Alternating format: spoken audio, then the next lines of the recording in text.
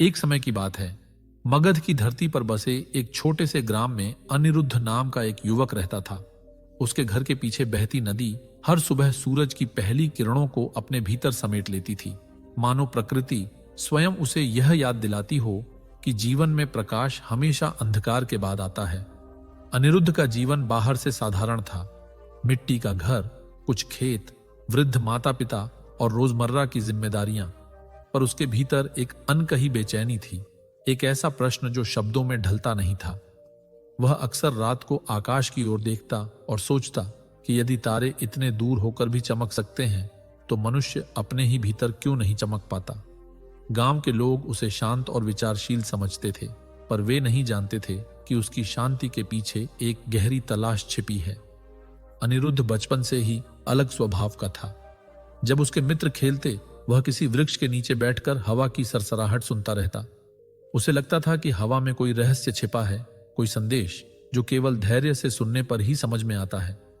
उसके पिता चाहते थे कि वह खेती में अधिक ध्यान दे, क्योंकि जीवन का आधार अन्न है, पर अनिरुद्ध का मन बार बार भीतर की ओर मुड़ जाता।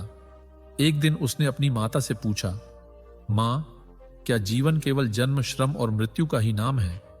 उसकी मां ने मुस्कुराकर कहा, जीवन उससे अधिक है, पर उसे समझने के लिए मन को शांत करना पड़ता है। यही वाक्य उसके भीतर बीज की तरह गिरा और धीरे धीरे अंकुरित होने लगा।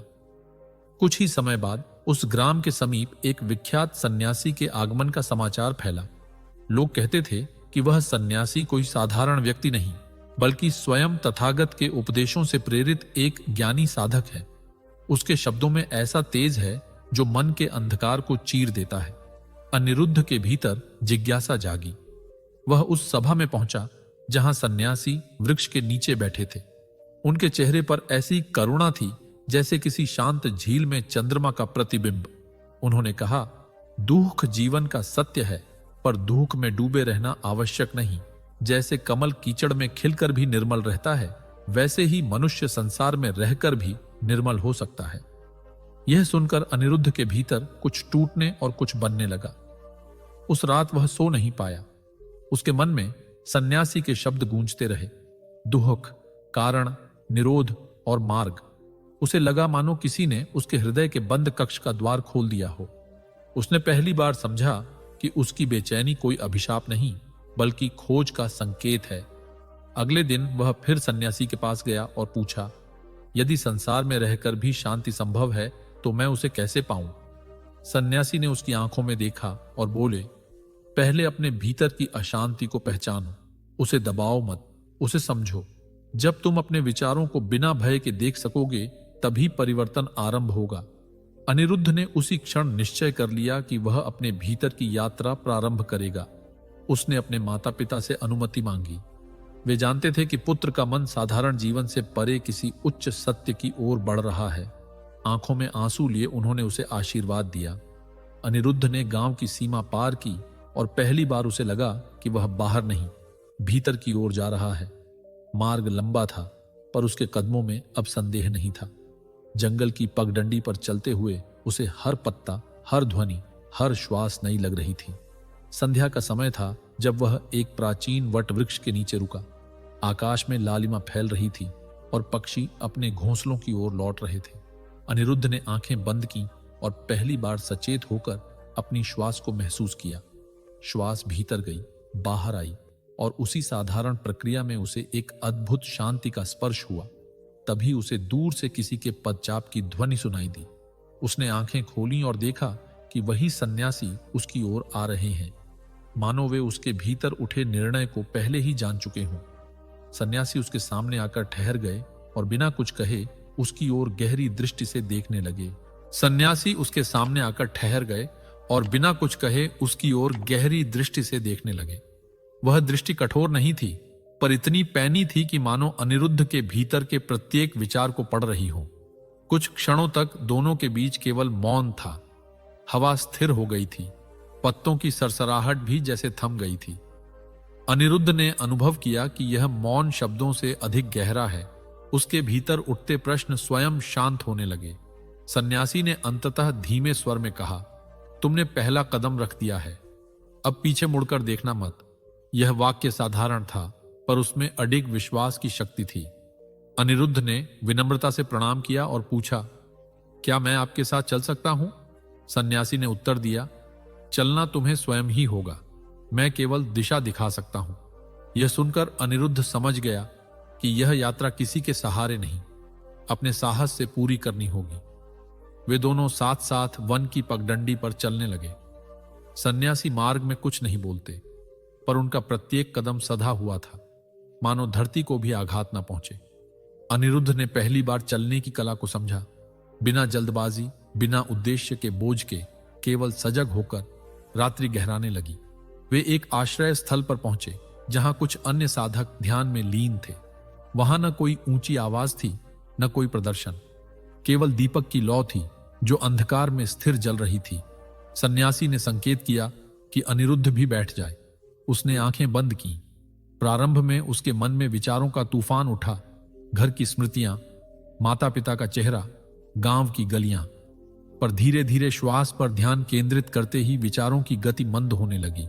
उसे लगा मानो वह अपने भीतर के आकाश को देख रहा है, जहां बादल आते जाते हैं पर आकाश अडिग रहता है। अचानक उसके मन में एक तीव्र स्मृति कौंधी, अपने बचपन की, जब उसने एक घायल पक्षी को बचाया था। उस दिन उसे पहली बार करुणा का अनुभव हुआ था। सन्यासी की शिक्षा और वह स्मृति एक सूत्र में बंध गई। उसे समझ आया कि करुणा केवल दूसरों के लिए नहीं, अपने लिए भी आवश्यक है। वह अब तक अपने भीतर की अशांति से लड़ता रहा था, उसे दबाता रहा था, पर आज उसने उसे स्वीकार करना सीखा। यह स्वीकार ही परिवर्तन का आरंभ था। सुबह होते होते उसकी आंखें खुलीं। सूर्य की पहली किरणों ने वन को स्वर्णिम बना दिया था। सन्यासी उसके समीप खड़े थे। उन्होंने पूछा, रात कैसी बीती?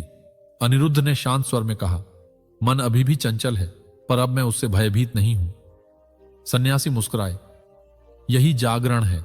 जब भय हटता है तब सत्य निकट आता है। उन्होंने उसे आगे की साधना के लिए निर्देश दिए, सत्य बोलना, अहिंसा का पालन, लोभ से दूरी और प्रत्येक कर्म में सजगता। यह केवल नियम नहीं थे, बल्कि जीवन को निर्मल बनाने के साधन थे। दिन बीतने लगे। अनिरुद्ध साधकों के साथ सेवा करता, वन से जल लाता और ध्यान में बैठता। धीरे धीरे उसने अनुभव किया कि साधना केवल आंखें बंद करने का नाम नहीं, बल्कि प्रत्येक क्षण में जागरूक रहने का अभ्यास है। एक दिन जब वह नदी से जल भरकर लौट रहा था, उसने देखा कि कुछ ग्रामीण आपस में झगड़ रहे हैं। वह उनके पास गया और शांत स्वर में बोला, क्रोध अग्नि है जो पहले स्वयं को जलाती है। उसके शब्दों में ऐसी सरलता थी कि लोग शांत हो गए। उसे पहली बार अनुभव हुआ कि भीतर की शांति बाहर भी प्रभाव डालती है। संध्या को वह फिर उसी वटवृक्ष के नीचे बैठा जहां उसकी यात्रा आरंभ हुई थी। अब वही स्थान उसे अलग प्रतीत हो रहा था। उसने आंखें बंद की और भीतर झांका। वहां अब केवल प्रश्न नहीं थे, एक धीमी सी रोशनी भी थी। तभी उसे अपने पीछे आहट महसूस हुई। उसने मुड़कर देखा। वन के मार्ग पर कुछ अजनबी यात्री खड़े थे, जिनकी आंखों में थकान और निराशा स्पष्ट झलक रही थी। वे उसकी ओर आशा भरी दृष्टि से देख रहे थे। उनके वस्त्र धूल से भरे थे, चेहरों पर थकान की रेखाएं थीं और आंखों में ऐसा प्रश्न जो शब्दों में नहीं ढल पा रहा था। अनिरुद्ध उठ खड़ा हुआ। उसके भीतर पहले जैसा संकोच नहीं था। उसने शांत स्वर में पूछा, आप लोग इस वन में कैसे भटक आए? उनमें से एक वृद्ध पुरुष आगे बढ़ा। उसकी आवाज कांप रही थी। हम पास के ग्राम से आए हैं। कई दिनों से वर्षा नहीं हुई, खेत सूख रहे हैं, घरों में कलह है, मन में भय है। हमें बताया गया कि यहां कोई साधक है जो शांति का मार्ग दिखा सकता है। अनिरुद्ध कुछ क्षण मौन रहा। उसे लगा जैसे जीवन ने उसे अचानक एक दर्पण थमा दिया हो। कुछ ही समय पहले वह स्वयं प्रश्नों से भरा था और आज कोई उससे उत्तर की अपेक्षा कर रहा था। उसने उन्हें वटवृक्ष के नीचे बैठने का संकेत किया। संध्या का प्रकाश धीरे धीरे धुंधला हो रहा था और आकाश में पहली तारा चमक उठा था। अनिरुद्ध ने कहा, मैं कोई चमत्कार नहीं कर सकता, वर्षा मेरे हाथ में नहीं है, परंतु मन की सूखी भूमि को सींचने का उपाय हम सबके भीतर है। वृद्ध पुरुष ने पूछा, जब पेट में अन्न न हो तब मन की शांति कैसी? अनिरुद्ध ने धीरे से उत्तर दिया, अन्न शरीर को जीवित रखता है, पर क्रोध और भय मन को जला देते हैं। यदि हम एक दूसरे पर दोष लगाते रहेंगे तो हमारी शक्ति और भी क्षीण होगी। यदि हम साथ बैठें, साथ सोचें, तो सूखे में भी मार्ग निकल सकता है। उसकी वाणी में उपदेश का गर्व नहीं था, केवल अनुभव की सादगी थी। उसने उन्हें श्वास पर ध्यान देने को कहा। पहले तो वे संकोच में थे, पर उसकी शांत उपस्थिति ने उन्हें आश्वस्त किया। कुछ ही क्षणों में वहां ऐसा मौन छा गया जैसा लंबे समय से किसी ने अनुभव नहीं किया था। रात गहरी होती गई। दूर कहीं सियार की आवाज सुनाई दी, पर उस वट वृक्ष के नीचे बैठे लोगों के भीतर का भय धीरे धीरे पिघल रहा था। अनिरुद्ध ने उन्हें करुणा का अर्थ समझाया। करुणा केवल दान देना नहीं, बल्कि दूसरे के दुख को अपना समझना है। जब हम यह अनुभव करते हैं, तब समाधान स्वयं जन्म लेता है। उसने सुझाव दिया कि वे अगले दिन गांव में सबको एकत्र करें और मिलकर जल संरक्षण के उपाय सोचें, झगड़ों को त्यागें और एक दूसरे का सहारा बने। अगली सुबह वे सभी अनिरुद्ध के साथ अपने ग्राम लौटे। गांव की गलियों में उदासी फैली थी। कुएं का जल कम हो चुका था, खेतों की मिट्टी फट चुकी थी। पर जब लोगों ने देखा कि उनके साथ वन का साधक आया है, तो उनमें उत्सुकता जगी। सभा बुलाई गई। अनिरुद्ध ने कोई लंबा भाषण नहीं दिया। उसने केवल इतना कहा, प्रकृति की परीक्षा कठिन है, पर उससे भी कठिन हमारी आपसी दूरी है। यदि हम एक हो जाएं, तो कठिनाई छोटी हो जाती है। उसके शब्द सरल थे, पर उनमें विश्वास की आंच थी। गांव वालों ने मिलकर कार्य आरंभ किया। कुएं को गहरा किया गया, वर्षा जल को संचित करने के लिए गड्ढे बनाए गए और जो अन्न बचा था उसे बराबर बांटा गया। धीरे धीरे झगड़े कम होने लगे। लोगों ने अनुभव किया कि जब मन शांत होता है, तब बुद्धि स्पष्ट होती है। अनिरुद्ध स्वयं भी उनके साथ श्रम करता। उसके हाथों में अब केवल ध्यान की माला नहीं, बल्कि फावड़ा भी था।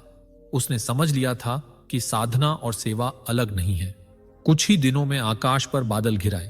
पहली वर्षा की बूंद जब सूखी धरती पर गिरी, तो मिट्टी की सौंधी सुगंध चारों ओर फैल गई। लोग आनंद से भर उठे, पर अनिरुद्ध के भीतर जो अनुभूति थी, वह वर्षा से भी गहरी थी। उसे लगा कि वास्तविक वर्षा उनके हृदयों में हुई है। सन्यासी दूर से यह सब देख रहे थे। उन्होंने अनिरुद्ध को बुलाया और कहा, तुमने समझ लिया कि शांति केवल अपने लिए नहीं, सबके लिए होती है। उसी क्षण एक दूत घोड़े पर सवार होकर गांव में पहुंचा। उसके चेहरे पर चिंता स्पष्ट थी। उसने घोषणा की कि पास के नगर में महामारी फैल रही है और लोग भय से अपने घर छोड़ रहे हैं। गांव में सन्नाटा छा गया। अनिरुद्ध ने आकाश की ओर देखा, जहां बादल अब भी छाए थे। उसने अनुभव किया कि परीक्षा अभी समाप्त नहीं हुई है, बल्कि एक नई दिशा में उसका मार्ग खुल रहा है। उसने अनुभव किया कि परीक्षा अभी समाप्त नहीं हुई है, बल्कि एक नई दिशा में उसका मार्ग खुल रहा है। वर्षा की बूंदें अब भी छप्परों पर गिर रही थीं, पर गांव के हृदय में जो हल्की सी प्रसन्नता आई थी, वह दूत के समाचार से फिर कांप उठी। महामारी, यह शब्द ही लोगों के भीतर भय का तूफान उठा देने के लिए पर्याप्त था। अनिरुद्ध ने देखा कि जिन चेहरों पर कुछ ही क्षण पहले आशा थी, वहां अब संशय लौट आया है। वह सभा के मध्य खड़ा हुआ। उसकी आवाज ऊंची नहीं थी, पर स्थिर थी। भय हमें बांट देता है, उसने कहा, और बांटकर हम और दुर्बल हो जाते हैं। पर यदि हम सजग रहें, एक दूसरे की सहायता करें, तो विपत्ति भी साधना बन सकती है। कुछ लोग उससे पूछने लगे, क्या हमें नगर नहीं जाना चाहिए? क्या हम अपने परिजनों को यूं ही छोड़ दें? अनिरुद्ध ने उत्तर दिया, जो जा सकते हैं जाए, जो सेवा कर सकते हैं वे रुकें। निर्णय भय से नहीं, करुणा और विवेक से होना चाहिए। उस रात वह अकेला वटवृक्ष के नीचे बैठा रहा। वर्षा थम चुकी थी। धरती से उठती गंध में एक गहराई थी। उसने आंखें बंद की और अपने भीतर उठते भय को देखा। वह भी मनुष्य था। महामारी का विचार उसे भी विचलित कर रहा था, पर उसने सीखा था कि भय को दबाना नहीं, उसे समझना है। उसने अपने भीतर कहा, यदि जीवन अस्थायी है तो उससे भागने का क्या अर्थ? यदि मृत्यु सत्य है तो उससे डरकर सत्य से दूर क्यों जाऊं? यह विचार आते ही उसके भीतर एक विचित्र साहस जागा। अगली सुबह उसने सन्यासी से मिलने का निश्चय किया। सन्यासी नदी के किनारे ध्यान में बैठे थे। अनिरुद्ध उनके समीप पहुंचा और विनम्रता से बोला, नगर में महामारी फैली है, लोग भयभीत हैं, मैं सेवा करना चाहता हूं, पर मन में हल्का सा संकोच भी है। सन्यासी ने आंखें खोली। उनकी दृष्टि में करुणा थी, पर कठोर सत्य भी। साहस भय की अनुपस्थिति नहीं है, उन्होंने कहा। साहस भय को समझकर भी सही कर्म करना है। यदि तुम्हारे भीतर सेवा की पुकार है तो उसे सुनो। इन शब्दों ने अनिरुद्ध के संशय को स्पष्ट कर दिया। उसने गांव के कुछ युवाओं को साथ चलने के लिए प्रेरित किया। सब नहीं आए, पर 5 युवक तैयार हुए। वे नगर की ओर चल पड़े। मार्ग में अनेक लोग मिले जो नगर छोड़कर जा रहे थे। उनके चेहरों पर आतंक था। किसी ने कहा, वहां मत जाओ, मृत्यु हर गली में घूम रही है। अनिरुद्ध ने शांत स्वर में उत्तर दिया, यदि मृत्यु हर गली में है तो जीवन भी वहीं होगा।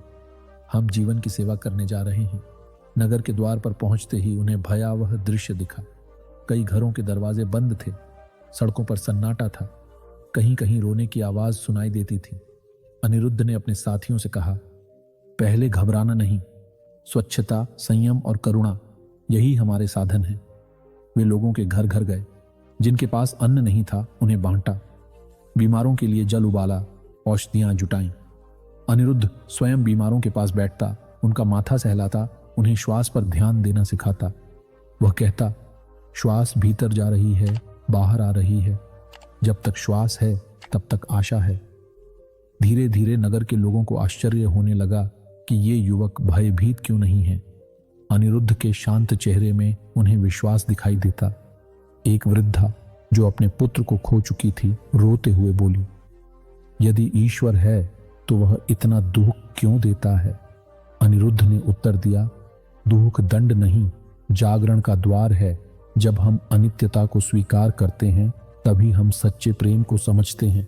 उसके शब्दों ने उस वृद्धा के आंसू नहीं रोके, पर उनमें एक स्वीकार की चमक ला दी। दिन बीतते गए। कुछ रोगी स्वस्थ हुए, कुछ ने अंतिम श्वास ली। अनिरुद्ध हर परिस्थिति में समान बना रहा। उसने अनुभव किया कि जीवन और मृत्यु 2 विरोधी नहीं, एक ही चक्र के भाग हैं। एक रात जब वह एक बीमार बालक के पास बैठा था, बालक ने कमजोर आवाज में पूछा, क्या मैं ठीक हो जाऊंगा? अनिरुद्ध ने उसके हाथ को थाम कर कहा, तुम अभी श्वास ले रहे हो, यही सबसे बड़ा चमत्कार है। हर श्वास को महसूस करो। बालक मुस्कुराया। वह रात शांत थी।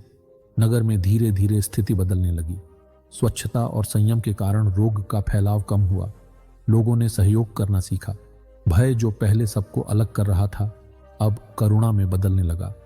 नगर के प्रधान ने अनिरुद्ध को बुलाकर कहा, तुमने हमें जीवन का नया अर्थ दिया है। तुम कोई साधारण युवक नहीं। अनिरुद्ध ने सिर झुकाकर कहा, मैं भी वही हूं जो आप हैं।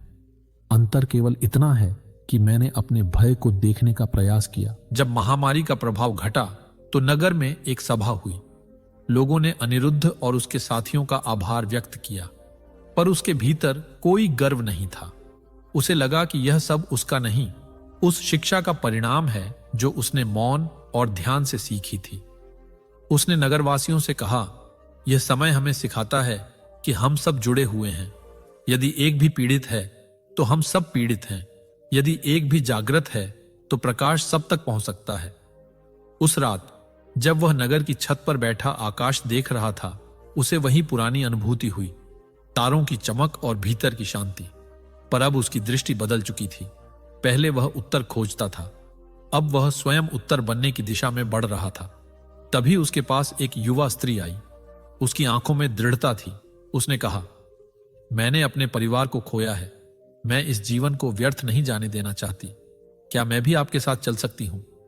अनिरुद्ध ने उसकी आंखों में देखा। उसे अपने ही अतीत की झलक दिखाई दी। वही खोज, वही पीड़ा। उसने उत्तर दिया, यह मार्ग किसी एक का नहीं है। यदि तुम्हारे भीतर करुणा और सत्य की प्यास है तो तुम पहले ही इस मार्ग पर हो। नगर की सुबह अब पहले जैसी नहीं थी। भय का साया हल्का हो चुका था। अनिरुद्ध ने अनुभव किया कि उसकी यात्रा केवल व्यक्तिगत मुक्ति की नहीं, सामूहिक जागरण की बन चुकी है। पर उसके भीतर एक नई पुकार उठ रही थी। क्या सेवा ही अंतिम लक्ष्य है या इसके पार भी कोई गहरा सत्य है? सूर्य धीरे धीरे क्षितिज पर उग रहा था। उसकी किरणें नगर की छतों को स्पर्श कर रही थीं।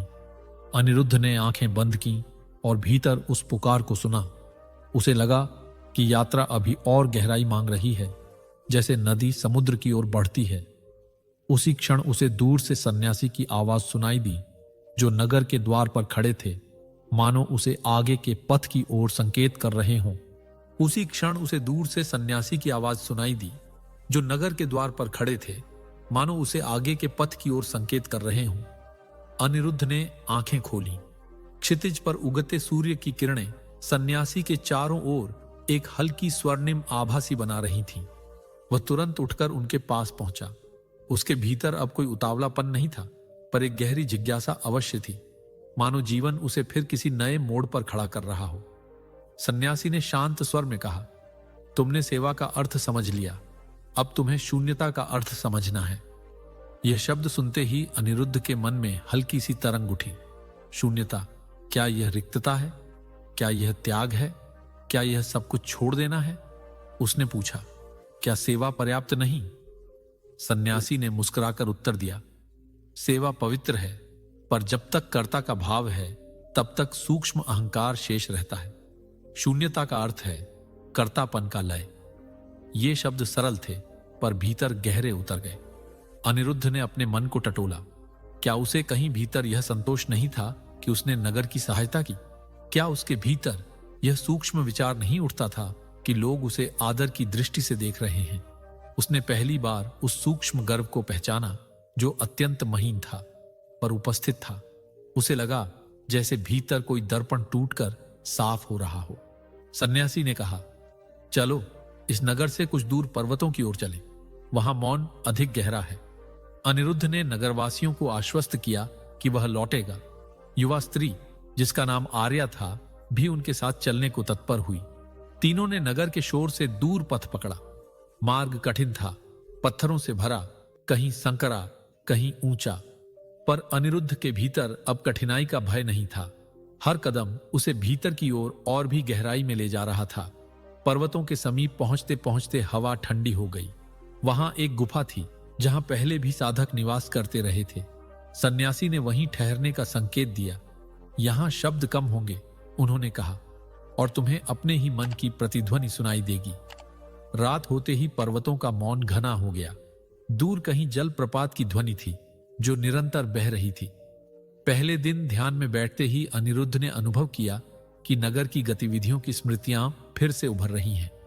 लोगों का आभार, उनकी श्रद्धा, उनकी पीड़ा, सब चलचित्र की तरह सामने आने लगा।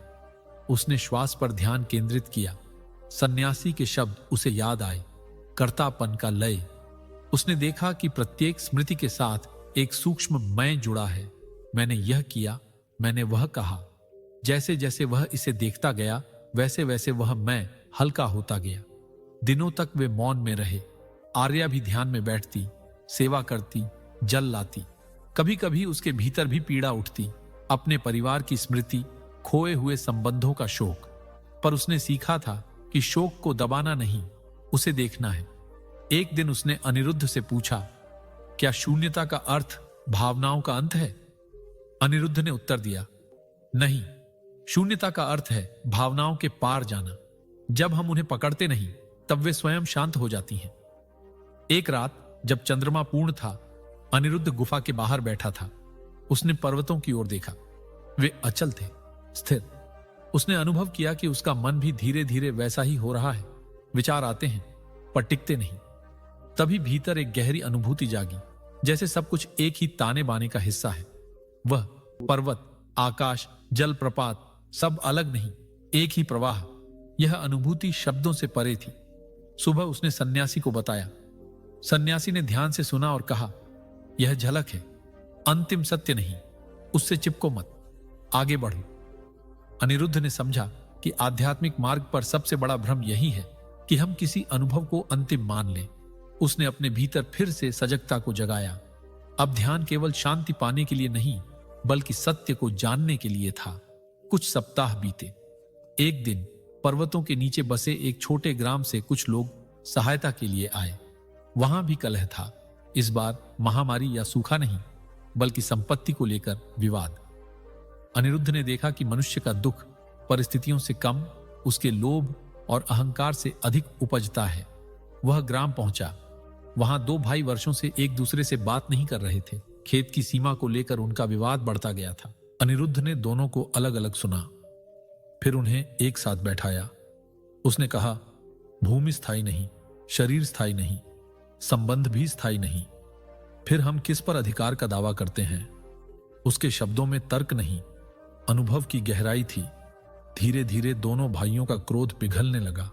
उन्होंने पहली बार वर्षों बाद एक दूसरे की आंखों में देखा। उस क्षण अनिरुद्ध ने समझा कि शांति केवल ध्यान में नहीं, संबंधों के उपचार में भी है। रात को जब वह गुफा में लौटा तो उसके भीतर एक और परिवर्तन घट चुका था। अब उसे सेवा और शून्यता विरोधी नहीं लगते थे। सेवा बिना कर्तापन के संभव है और शून्यता बिना करुणा के अधूरी है। उसने अनुभव किया कि दोनों एक ही वृक्ष की दो शाखाएं हैं। सन्यासी ने उसे देखा और कहा, तुम्हारी यात्रा अब एक नए चरण में प्रवेश कर रही है, अब तुम्हें अकेले चलना होगा। यह सुनकर अनिरुद्ध के भीतर क्षण भर के लिए हल्की सी कंपन हुई। इतने समय से वह सन्यासी के मार्गदर्शन में था, पर उसने तुरंत समझ लिया, हर साधक को अंततः अपने भीतर के गुरु को पहचानना पड़ता है। अगली सुबह सन्यासी ने उसे आशीर्वाद दिया और विपरीत दिशा में चल पड़े। आर्या ने भी अनिरुद्ध की ओर देखा। उसकी आंखों में प्रश्न था, क्या वह साथ चले? अनिरुद्ध ने शांत स्वर में कहा, मार्ग बाहर नहीं, भीतर है। यदि भीतर की पुकार कहे तो साथ चलो, यदि वह कहे रुक जाओ तो रुक जाओ। पर्वतों के ऊपर सूर्य उग आया था। उसकी किरणें गुफा के द्वार पर पड़ रही थीं। अनिरुद्ध ने एक गहरी श्वास ली। उसे लगा कि अब वह केवल किसी शिक्षा का अनुयायी नहीं, बल्कि स्वयं एक दीपक बन चुका है। पर दीपक का कार्य जलते रहना है, यह सोचकर नहीं कि वह प्रकाश दे रहा है। वह पर्वत से नीचे उतरने लगा। सामने अनंत मार्ग था, न कोई निश्चित गंतव्य, न कोई अपेक्षा, केवल एक सजग श्वास, एक शांत मन और करुणा से भरा हृदय। चलते चलते उसने अनुभव किया कि भीतर का मैं अब पहले जैसा भारी नहीं रहा। हर कदम के साथ वह और हल्का हो रहा था, मानो स्वयं शून्यता की ओर बढ़ रहा हो। नीचे घाटी में एक विस्तृत मैदान दिखाई दे रहा था, जहां दूर दूर तक लोग अपने अपने जीवन में व्यस्त थे। अनिरुद्ध ने सोचा, यही संसार है, यही साधना है। वह मुस्कुराया और उस दिशा में बढ़ चला जहां जीवन उसे अगली परीक्षा के लिए बुला रहा था।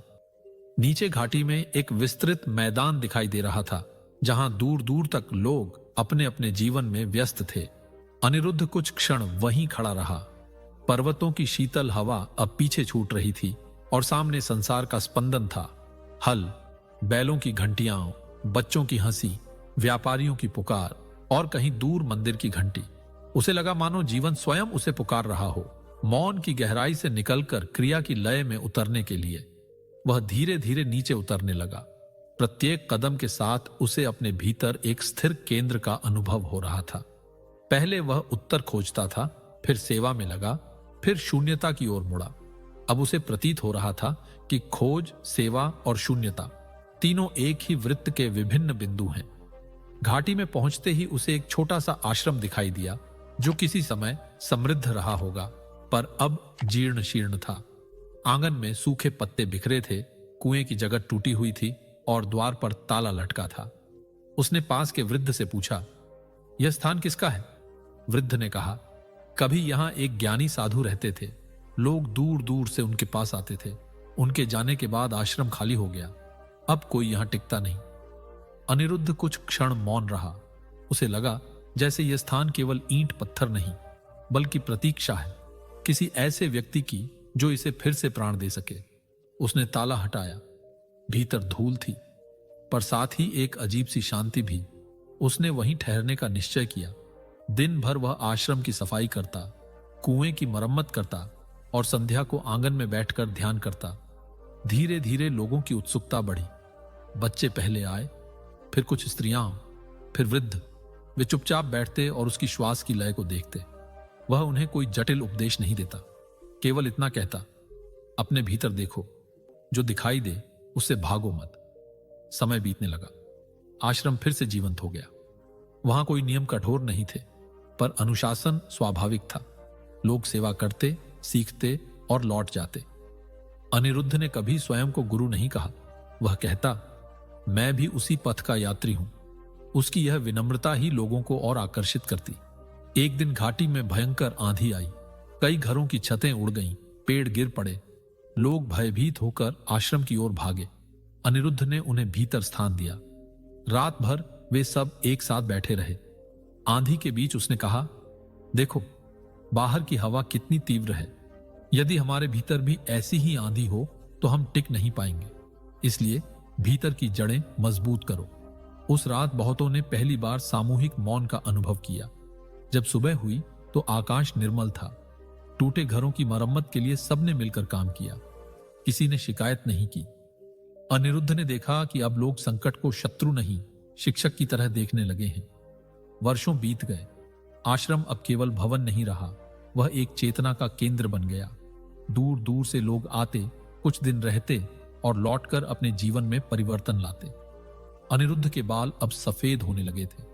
उसके चेहरे पर झुर्रियां थीं, पर आंखों में वही निर्मल प्रकाश। एक संध्या जब सूर्य अस्त हो रहा था और आकाश के रंग धीरे धीरे गहराते जा रहे थे, वह अकेला आंगन में बैठा था। उसे अपने जीवन की पूरी यात्रा स्मरण हो आई। ग्राम का वह बेचैन युवक, सन्यासी का मौन, महामारी की सेवा, पर्वतों का शून्य और यह आश्रम। उसने देखा कि प्रत्येक चरण आवश्यक था। यदि एक भी चरण छूट जाता तो यह पूर्णता संभव न होती। उसी समय आर्या, जो अब आश्रम की व्यवस्था संभालती थी, उसके पास आई। उसने पूछा, क्या आपको कभी लगता है कि यात्रा समाप्त हो गई? अनिरुद्ध ने मुस्कुराकर कहा, यात्रा समाप्त नहीं होती, केवल यात्री का दृष्टिकोण बदलता है। जब भीतर और बाहर में भेद मिट जाता है, तब हर क्षण ही मंजिल बन जाता है। कुछ दिनों बाद वह अस्वस्थ हुआ। लोग चिंतित थे, पर उसके चेहरे पर कोई चिंता नहीं थी। उसने सभी को बुलाया। आश्रम का आंगन लोगों से भर गया। उसने धीमे स्वर में कहा, जो कुछ मैंने समझा वह शब्दों में पूरा नहीं उतर सकता, पर इतना जान लिया है कि दुख से भागना उसे बढ़ाता है और उसे समझना उसे रूपांतरित करता है। करुणा सबसे बड़ी शक्ति है और सजगता सबसे बड़ा साधन। रात शांत थी। चंद्रमा की रोशनी आंगन में फैल रही थी। अनिरुद्ध ने आंखें बंद की। उसकी श्वास धीमी होती गई। किसी ने रोना शुरू किया, पर आर्या ने संकेत किया, मौन रखो। वह जानती थी कि यह अंत नहीं, एक परिवर्तन है। सुबह जब सूर्य उगा तो आश्रम में एक अजीब सी शांति थी। अनिरुद्ध का शरीर स्थिर था, पर उसके चेहरे पर मुस्कान थी। लोगों ने उसे वट वृक्ष के नीचे समाधि दी, जहां वह अक्सर ध्यान करता था। उस दिन किसी ने ऊंची आवाज में विलाप नहीं किया। सबके भीतर एक गहरी कृतज्ञता थी। समय के साथ आश्रम चलता रहा। लोग कहते, यहां एक साधक रहता था जिसने हमें स्वयं से मिलना सिखाया। पर जो वास्तव में जीवित रहा वह उसका शरीर नहीं, उसकी शिक्षा थी। सजगता, करुणा और शून्यता की शिक्षा। घाटी में जीवन फिर अपनी गति से चलने लगा। बच्चे बड़े हुए, वृद्ध चले गए, नए लोग आए। पर जब भी कोई संकट आता, लोग वट वृक्ष के नीचे बैठ जाते और श्वास को महसूस करते। उन्हें याद रहता कि भीतर का दीपक कभी बुझता नहीं, यदि हम उसे अहंकार की हवा से बचाए रखें। और इस प्रकार उस बेचैन युवक की यात्रा एक ऐसे प्रकाश में बदल गई जो स्वयं के लिए नहीं, सबके लिए था। उसका जीवन यह सिखा गया कि शांति बाहर की परिस्थितियों में नहीं, भीतर की जागरूकता में है। और अंत में, जब तुम अपने भय को समझ लेते हो, तब वही भय तुम्हारे साहस का आधार बन जाता है। बहुत समय पहले की बात है।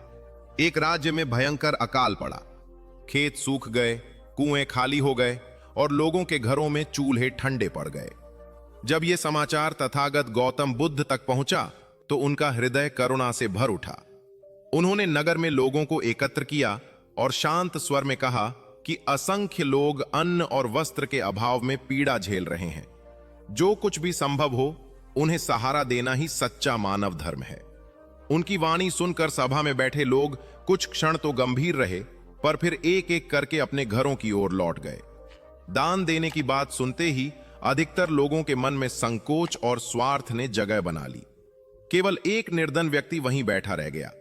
उसके पास न धन था, न अन्न, न कोई संपत्ति। उसके शरीर पर जो एकमात्र वस्त्र था वही उसकी पूरी पूंजी थी। वो सोचने लगा, यदि मैं यह भी दे दूं तो मैं क्या पहनूंगा, लोग क्या कहेंगे।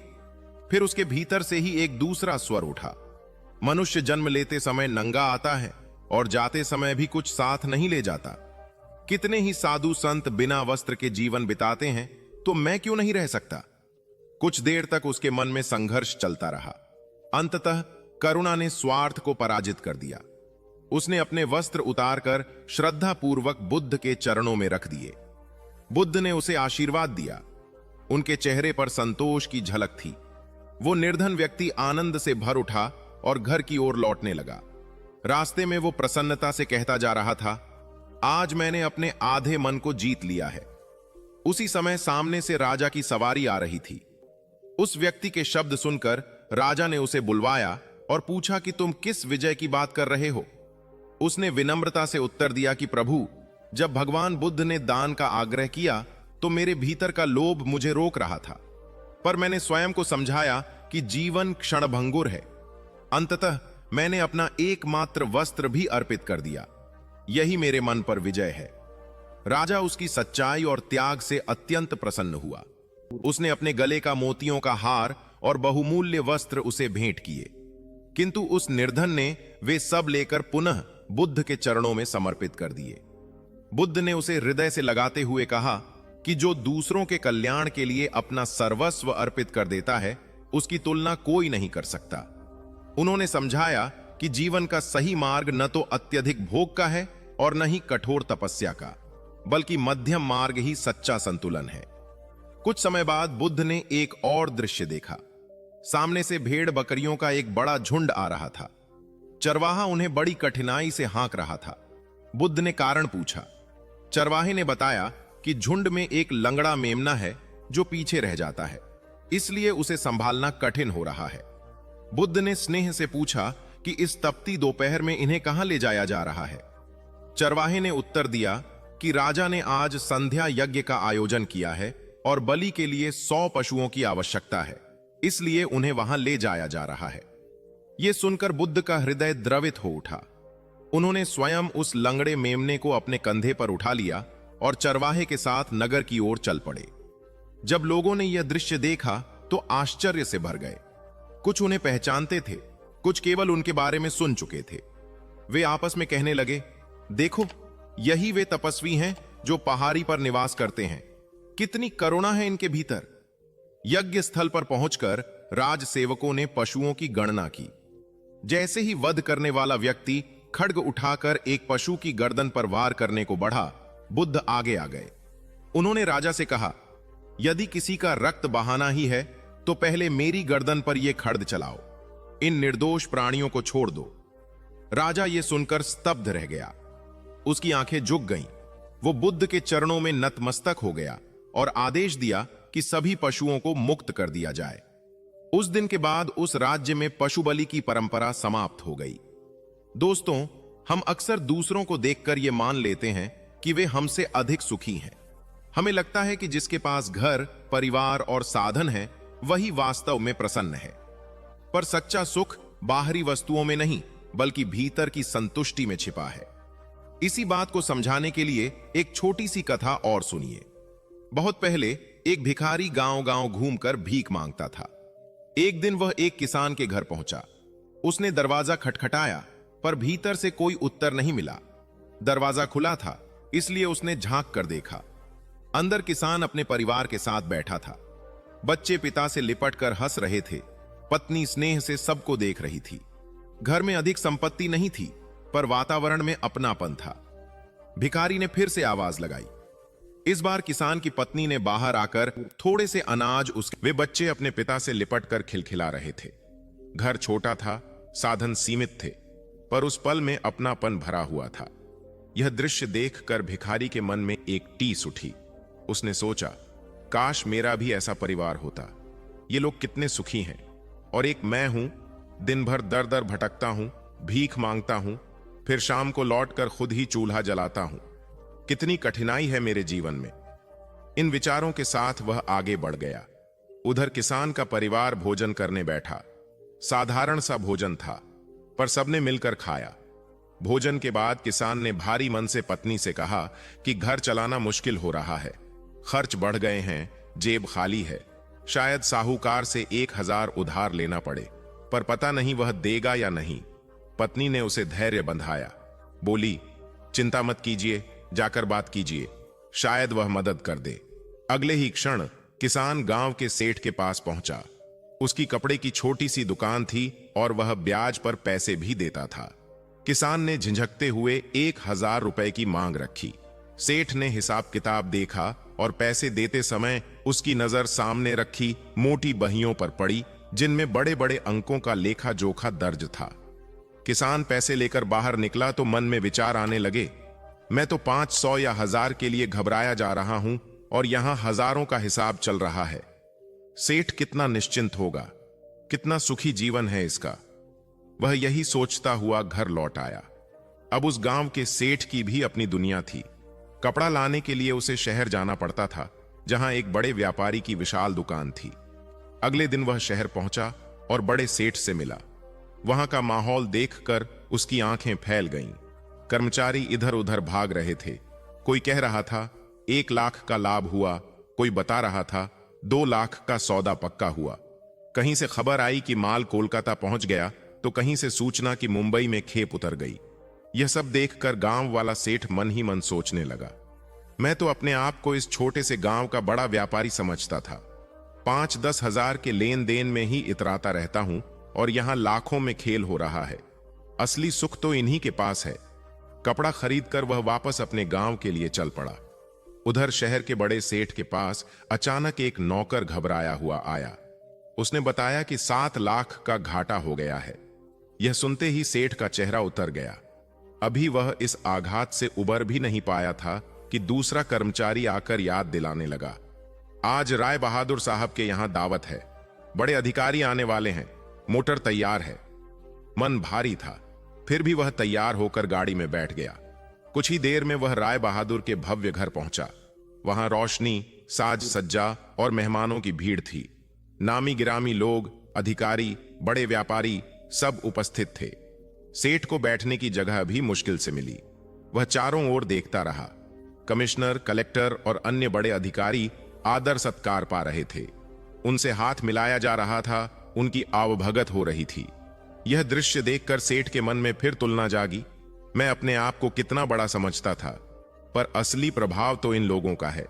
सुख और सम्मान तो इनके पास है। दावत समाप्त हुई। सेठ ने राय बहादुर को भेंट दी, भोजन किया और घर लौट गया। इधर राय बहादुर साहब के लिए भी यह आयोजन सरल नहीं था। मेहमानों के जाते ही उनका सिर दर्द से फटने लगा। दिन भर की चिंता और व्यवस्था का दबाव उन्हें थका चुका था। नौकर सेवा में लगे थे, डॉक्टर बुलाया गया। तभी एक और खबर आई, व्यापार में नुकसान हुआ है। चिंता और बढ़ गई। राय बहादुर ने थके स्वर में कहा, कैसी जिंदगी है यह। अधिकारियों को खुश रखने के लिए दावतें देनी पड़ती हैं, दिखावा करना पड़ता है, वरना कौन इतना झंझट मोल ले। तभी उनकी नजर खिड़की से बाहर गई। सड़क पर एक भिखारी डंडा टेकता हुआ गीत गा रहा था। चेहरे पर चिंता का कोई चिन्ह नहीं, बस अपनी धुन में मग्न। राय बहादुर ने कहा, सुखी तो यह है, न घाटे की चिंता, न मान सम्मान की दौड़। वह वही भिखारी था जो कुछ समय पहले किसान को सुखी मान रहा था। हर व्यक्ति अपने से ऊपर वाले को देखकर सोचता है कि वही अधिक प्रसन्न है, परंतु सच्चाई यह है कि हर जीवन के भीतर अपनी अपनी उलझनें और इच्छाएं छिपी होती हैं। तुलना का अंत नहीं। इसी बीच एक और कथा शुरू होती है। एक छोटे से गांव में एक व्यक्ति रहता था। उसका काम पहाड़ से पत्थर तोड़ना था। दिन भर हथौड़ा चलाता, पसीना बहाता और शाम को थका हारा घर लौट आता। उसके जीवन में विशेष साधन नहीं थे, पर उसे अपनी स्थिति से कोई शिकायत भी नहीं थी। वह जितना कमाता उसी में संतोष कर लेता। वह व्यक्ति पूरी मेहनत और लगन के साथ दिन भर पत्थर तोड़ता। हथौड़े की हर चोट के साथ पसीना उसके माथे से बहता, लेकिन उसके चेहरे पर शिकायत कम ही दिखाई देती। शाम को जब काम समाप्त होता, उसे जितनी मजदूरी मिलती वह उसे सावधानी से अपनी पोटली में रखता और घर की ओर चल पड़ता। घर पहुंचकर वह परिवार के साथ बैठता, बच्चों की बातें सुनता, पत्नी से दिन भर की छोटी बड़ी बातों पर चर्चा करता और फिर थका हुआ शरीर लेकर चैन की नींद सो जाता। इसी क्रम में कई वर्ष बीत गए, पर एक दिन जैसे जीवन के शांत तालाब में किसी ने कंकड़ फेंक दिया हो, उसके भीतर विचारों की लहर उठी। रोज की तरह काम खत्म करके जब वह घर लौट रहा था, उसके मन में प्रश्न उठा, क्या यही जीवन है? सुबह से शाम तक कठोर परिश्रम और बदले में कुछ सिक्के, जिनसे किसी तरह गुजारा हो जाए। क्या कभी ऐसा दिन आएगा जब मुझे किसी कमी का सामना न करना पड़े? काश मुझे कोई ऐसी शक्ति मिल जाए जिससे मैं जो चाहूं वही बन सकूं, जो चाहूं वह पा सकूं। वह घर पहुंचा, भोजन सामने रखा गया, पर उसका मन थाली में नहीं था। वह चुपचाप कौर तोड़ता रहा, पर उसकी आंखों में कहीं और की तस्वीरें थीं। उसके भीतर बस एक ही इच्छा घूम रही थी, अलौकिक शक्ति, ऐसी शक्ति जो उसकी सीमाओं को मिटा दे। इन्हीं विचारों के साथ वह सो गया। नींद में उसने स्वयं को फिर उसी रास्ते पर चलते देखा जहां से वह प्रतिदिन लौटता था। अचानक उसकी दृष्टि एक विशाल भवन पर पड़ी। ऊंची दीवारें, सजे हुए द्वार, भीतर झिलमिलाती रोशनी। उसके मन में आया, यदि यह घर मेरा होता, यदि मैं इसका स्वामी होता। और जैसे ही यह विचार पूरा हुआ, वह स्वयं को उस घर का मालिक पाता है। सेवक चाकर उसके आदेश की प्रतीक्षा में खड़े हैं। वह आश्चर्य से भर उठा। क्या सचमुच उसकी इच्छा पूरी हो गई? परंतु यह सुख अधिक देर नहीं रहा। बाहर से शोर सुनाई दिया। उसने देखा, एक रैली निकल रही है। भीड़ के बीच एक प्रभावशाली नेता खड़ा है। लोग उसके नाम के नारे लगा रहे हैं। उसे देखकर लोग उत्साह से भर उठते हैं। तब उसे लगा, मेरे पास धन है पर प्रभाव नहीं। असली शक्ति तो उस नेता के पास है। काश मैं वही होता। क्षण भर में वह स्वयं को उसी नेता के रूप में देखने लगा। हजारों लोग उसके सामने खड़े थे। मंच सजा हुआ था। उसके शब्दों पर भीड़ तालियां बजा रही थी। वह स्वयं को अत्यंत महत्वपूर्ण अनुभव करने लगा, पर तेज धूप उसके सिर पर पड़ रही थी। शरीर उस तपन का अभ्यस्त नहीं था। उसे चक्कर आया और वह गिर पड़ा। तभी उसके मन में आया, नेता भी प्रकृति के आगे असहाय है। सबसे शक्तिशाली तो सूर्य है। यदि मैं सूर्य बन जाऊं तो सब मेरे आगे नतमस्तक होंगे। वह सूर्य बन गया। उसकी किरणें धरती पर फैल गईं। पर्वत, नदी, खेत सब उसकी रोशनी से प्रकाशित थे। उसे लगा कि अब कोई उसे रोक नहीं सकता, पर अचानक आकाश में घने बादल छा गए। उसकी किरणें ढक गईं। उसे पहली बार लगा कि कोई है जो उसे भी रोक सकता है। उसने सोचा, सूर्य से अधिक शक्तिशाली तो बादल है, और वह बादल बन गया। वह आकाश में तैर रहा था, जहां चाहे जा सकता था। उसने गर्व से सूर्य को ढक लिया, पर तभी तेज हवा चली और उसे धकेल कर दूर ले गई। वह समझ गया, बादल भी हवा के सामने टिक नहीं सकता। क्षण भर में वह हवा बन गया। वह पेड़ों को झुकाने लगी, धूल उड़ाने लगी, बादलों को इधर उधर करने लगी। उसे लगा, अब तो मैं सबसे शक्तिशाली हूं। पर उसके सामने एक विशाल पर्वत खड़ा था। उसने पूरी ताकत से उसे हिलाने की कोशिश की, पर पर्वत अडिग रहा। उसने सोचा, पर्वत से बड़ा कौन, और वह पर्वत बन गया। अब वह स्थिर, विशाल और अटल था। उसे लगा कि अब कोई उसे हिला नहीं सकता। पर तभी उसे एक जानी पहचानी चोट महसूस हुई, जैसे कोई हथौड़ा उस पर पड़ रहा हो। चोट पर चोट। वह पीड़ा से कराह उठा। उसने नीचे झांका। एक व्यक्ति हथौड़ा लेकर पत्थर तोड़ रहा था। वही साधारण मजदूर, वही चेहरा, वही परिश्रम। तब उसे समझ आया, जिसे वह सबसे छोटा समझ रहा था, वही पर्वत को भी तोड़ सकता है। दर्द बढ़ता गया। वह चीख पड़ा, मुझे वही बनना है जो पर्वत को तोड़ सके। पर इस बार उसकी इच्छा पूरी नहीं हुई। वह चिल्लाता रहा, पर कोई परिवर्तन नहीं हुआ। उसी पीड़ा में उसकी आंख खुल गई। सुबह की हल्की रोशनी कमरे में फैल रही थी। सामने एक छोटा सा शीशा रखा था। उसने स्वयं को देखा। वही साधारण चेहरा, वही कठोर हथेलियां, वही पसीने से सना जीवन। तभी उसके भीतर जैसे कोई पर्दा उठा। वह समझ गया कि वह उस अंतिम रूप में इसलिए नहीं बदल पाया क्योंकि वह पहले से ही वही है, पत्थर तोड़ने वाला व्यक्ति। उसके मन में धीरे धीरे एक शांत भाव उतरने लगा। शायद वह जितना था उतना ही पर्याप्त था। और यहीं से उसके भीतर एक नया विचार जन्म लेने लगा, जो अभी पूरी तरह स्पष्ट नहीं था, पर उसकी दिशा बदलने वाला था। लेकिन अपनी असली पहचान को छोड़कर किसी और की छाया बनने की कोशिश करना केवल स्वयं के साथ ही नहीं, बल्कि उस सृष्टिकर्ता के साथ भी अन्याय है जिसने आपको अनोखा बनाया है। हर व्यक्ति के भीतर एक विशिष्ट गुण, एक अलग चमक छिपी होती है। हम अक्सर उसे नजरअंदाज कर देते हैं और दूसरों जैसा बनने की होड़ में लग जाते हैं। सच तो यह है कि हमें बाहर नहीं, भीतर तलाश करनी होती है।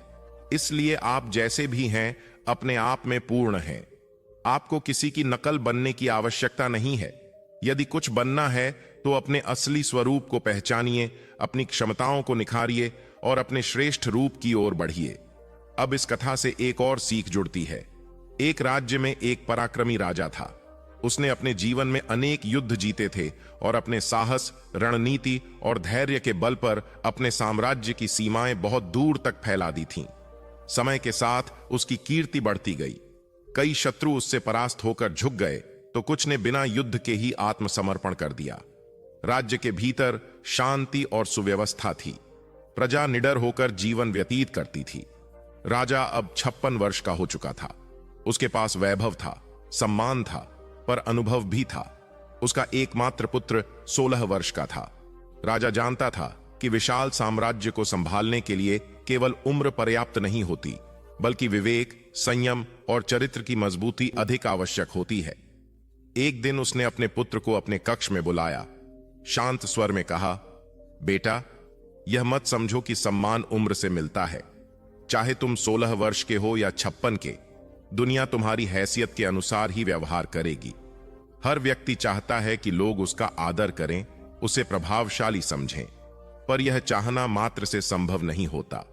यदि तुम चाहते हो कि लोग तुम्हारा सम्मान करें, तो कभी किसी से सम्मान की भीख मत मांगना।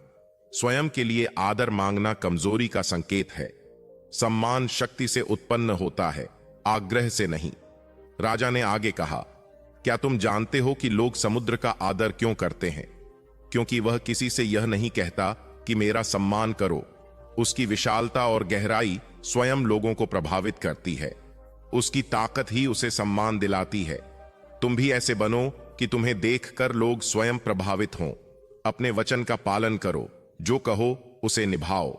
इससे तुम्हारे प्रति विश्वास और सम्मान स्वतः उत्पन्न होगा। साथ ही विनम्र बने रहो, दूसरों का आदर करो, क्योंकि जो आदर देता है वही सच्चे अर्थों में आदर पाता है। यह भी याद रखो कि सीखना कभी बंद मत करना। जीवन की असली शिक्षा पुस्तकों से कम, अनुभवों से अधिक मिलती है। युवावस्था वह समय है जब जितनी चुनौतियों का सामना करोगे, उतने ही सुदृढ़ बनोगे।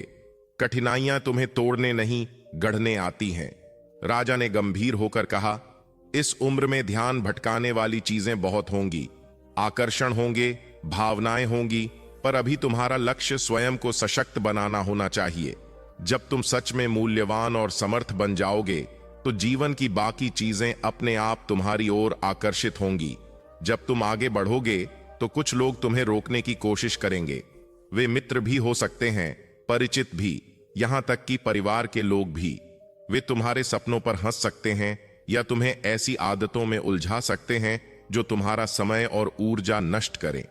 कई बार लोग इसलिए रोकते हैं क्योंकि वे स्वयं आगे नहीं बढ़ पाए और तुम्हारी प्रगति उन्हें असहज करती है।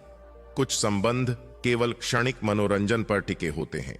जैसे ही तुम अपने लक्ष्य की ओर गंभीर हो जाओगे, वे संबंध बदलने लगेंगे। लोग तुम्हें अपनी ही सीमा में बांध कर रखना चाहेंगे। यदि तुम्हारे मन में यह प्रश्न उठे कि इतना त्याग क्यों आवश्यक है, तो इसका उत्तर सरल है। यदि तुम अपने लक्ष्य के लिए अपनी इच्छाओं का त्याग नहीं करोगे, तो अंततः तुम्हें अपने लक्ष्य का त्याग करना पड़ेगा। यदि थोड़ी सी मौज मस्ती के कारण तुम अपने मार्ग से भटक जाओगे, तो जीवन के अंतिम पड़ाव पर पछतावा ही हाथ आएगा। राजा के शब्दों में केवल उपदेश नहीं, अनुभव की गहराई थी। वह चाहता था कि उसका पुत्र केवल सिंहासन का उत्तराधिकारी न बने, बल्कि चरित्र, शक्ति और आत्मसम्मान का भी वारिस बने। कमरे में कुछ देर मौन छाया रहा, पर उस मौन में भी सीख की ध्वनि गूंज रही थी। राजा ने अपने पुत्र से आगे कहा कि जब तुम अपने लक्ष्य की दिशा में सच्चे मन से चलना आरंभ करोगे, तो जीवन स्वयं तुम्हें ऐसे लोगों से मिलवाएगा जो तुम्हारी सोच को समझेंगे। वे तुम्हें आगे बढ़ने के लिए प्रेरित करेंगे, तुम्हारी कमजोरियों पर काम करने में सहायक होंगे और तुम्हारे साथ खड़े रहेंगे। इसलिए यह सीखो कि किन्हें अपने जीवन में स्थान देना है। उन लोगों को महत्व दो जिनके मूल्य तुम्हारे मूल्यों से मेल खाते हों, जिनकी दिशा तुम्हारी दिशा से जुड़ती हो। जो तुम्हें ऊंचा उठाते हैं, उन्हें थामे रखो, और जो तुम्हें पीछे खींचते हैं, उनसे सम्मानपूर्वक दूरी बना लो। राजा ने यह भी स्पष्ट किया कि बाधा पहुंचाने वाले लोग हमेशा अजनबी नहीं होते।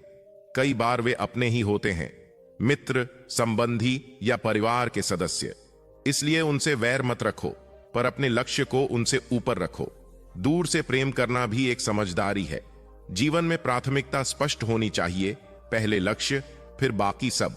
उसने कहा कि सफलता यूं ही नहीं मिलती, इसके लिए आदतों को बदलना पड़ता है, समय का मूल्य समझना पड़ता है, कई बार अपने आराम क्षेत्र से बाहर निकलना पड़ता है। संभव है कि तुम्हें किसी और स्थान पर जाकर रहना पड़े, अकेले संघर्ष करना पड़े। अकेलापन तुम्हें कमजोर करने नहीं आता, बल्कि तुम्हें यह समझाने आता है कि तुम वास्तव में कौन हो। जब व्यक्ति कुछ समय अपने साथ बिताता है, तब उसे अपने उद्देश्य का बोध होता है।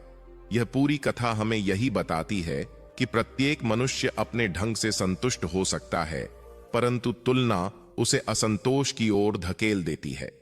हम अक्सर अपने से अधिक धनवान व्यक्ति को देखकर स्वयं को अधूरा समझ लेते हैं, पर धन और सुख का सीधा संबंध नहीं है। यदि प्रसन्न रहना है तो तुलना से बचना होगा। संभव है कि जो जीवन तुम्हें साधारण लगता है, वही किसी दूसरे के लिए सपना हो। जब हम यह समझ लेते हैं कि अपने से ऊपर देखने की आदत ही असंतोष की जड़ है, तब भीतर शांति जन्म लेती है। हमारे भीतर क्या विशेषता है, यह पहचानना ही सबसे बड़ी समझदारी है। आज हर कोई किसी और जैसा बनने की चाह रखता है। कोई किसी की सफलता चाहता है, कोई किसी की जीवन शैली, पर हर जीवन की अपनी अलग पहचान है। जिस दिन व्यक्ति अपनी क्षमताओं को पहचान लेता है, उसी दिन उसके भीतर की बेचैनी समाप्त होने लगती है। तब वह किसी की नकल करने की जिद छोड़ देता है। वह अपने जीवन को अपने ढंग से जीना शुरू करता है। अब कथा एक नए मोड़ पर पहुंचती है। किसी ने ठीक ही कहा है कि शरीर मिट्टी का है और सांसें उधार की हैं। यहां कोई स्थायी मालिक नहीं, हम सब यात्री हैं। बहुत समय पहले की बात है। एक योद्धा बनने की आकांक्षा रखने वाला युवक था, जिसका नाम सबल था। वह दिन भर अपने गुरु के आश्रम में तलवारबाजी का अभ्यास करता और थक कर रात में सो जाता। एक रात उसे अजीब सपना आया। उसने देखा कि वह कठिन अभ्यास कर रहा है। उसकी चाल तेज थी, वार सटीक थे। वह ऊंची छलांग लगाकर भूमि पर उतरता है, पर जैसे ही पैर जमीन को छूता है, उसका एक पैर कांच की तरह टूटकर बिखर जाता है। आश्रम के लोग भयभीत हो जाते हैं, पर तभी एक रहस्यमय व्यक्ति आगे आता है। उसके पैरों में काले जूते हैं। वह शांत भाव से टूटे टुकड़ों को समेटने लगता है। सबल भय से भर जाता है और अचानक उसकी आंख खुल जाती है। भोर होने को थी, मन अशांत था। वह स्वयं को शांत करने के लिए बाहर निकल पड़ा। चलते चलते वह एक पुराने घर के सामने पहुंचा। वहां एक पेड़ के नीचे बैठ गया। तभी उस घर से एक वृद्ध बाहर आया। उसके पैरों में भी अलग अलग जूते थे, एक नया, एक पुराना।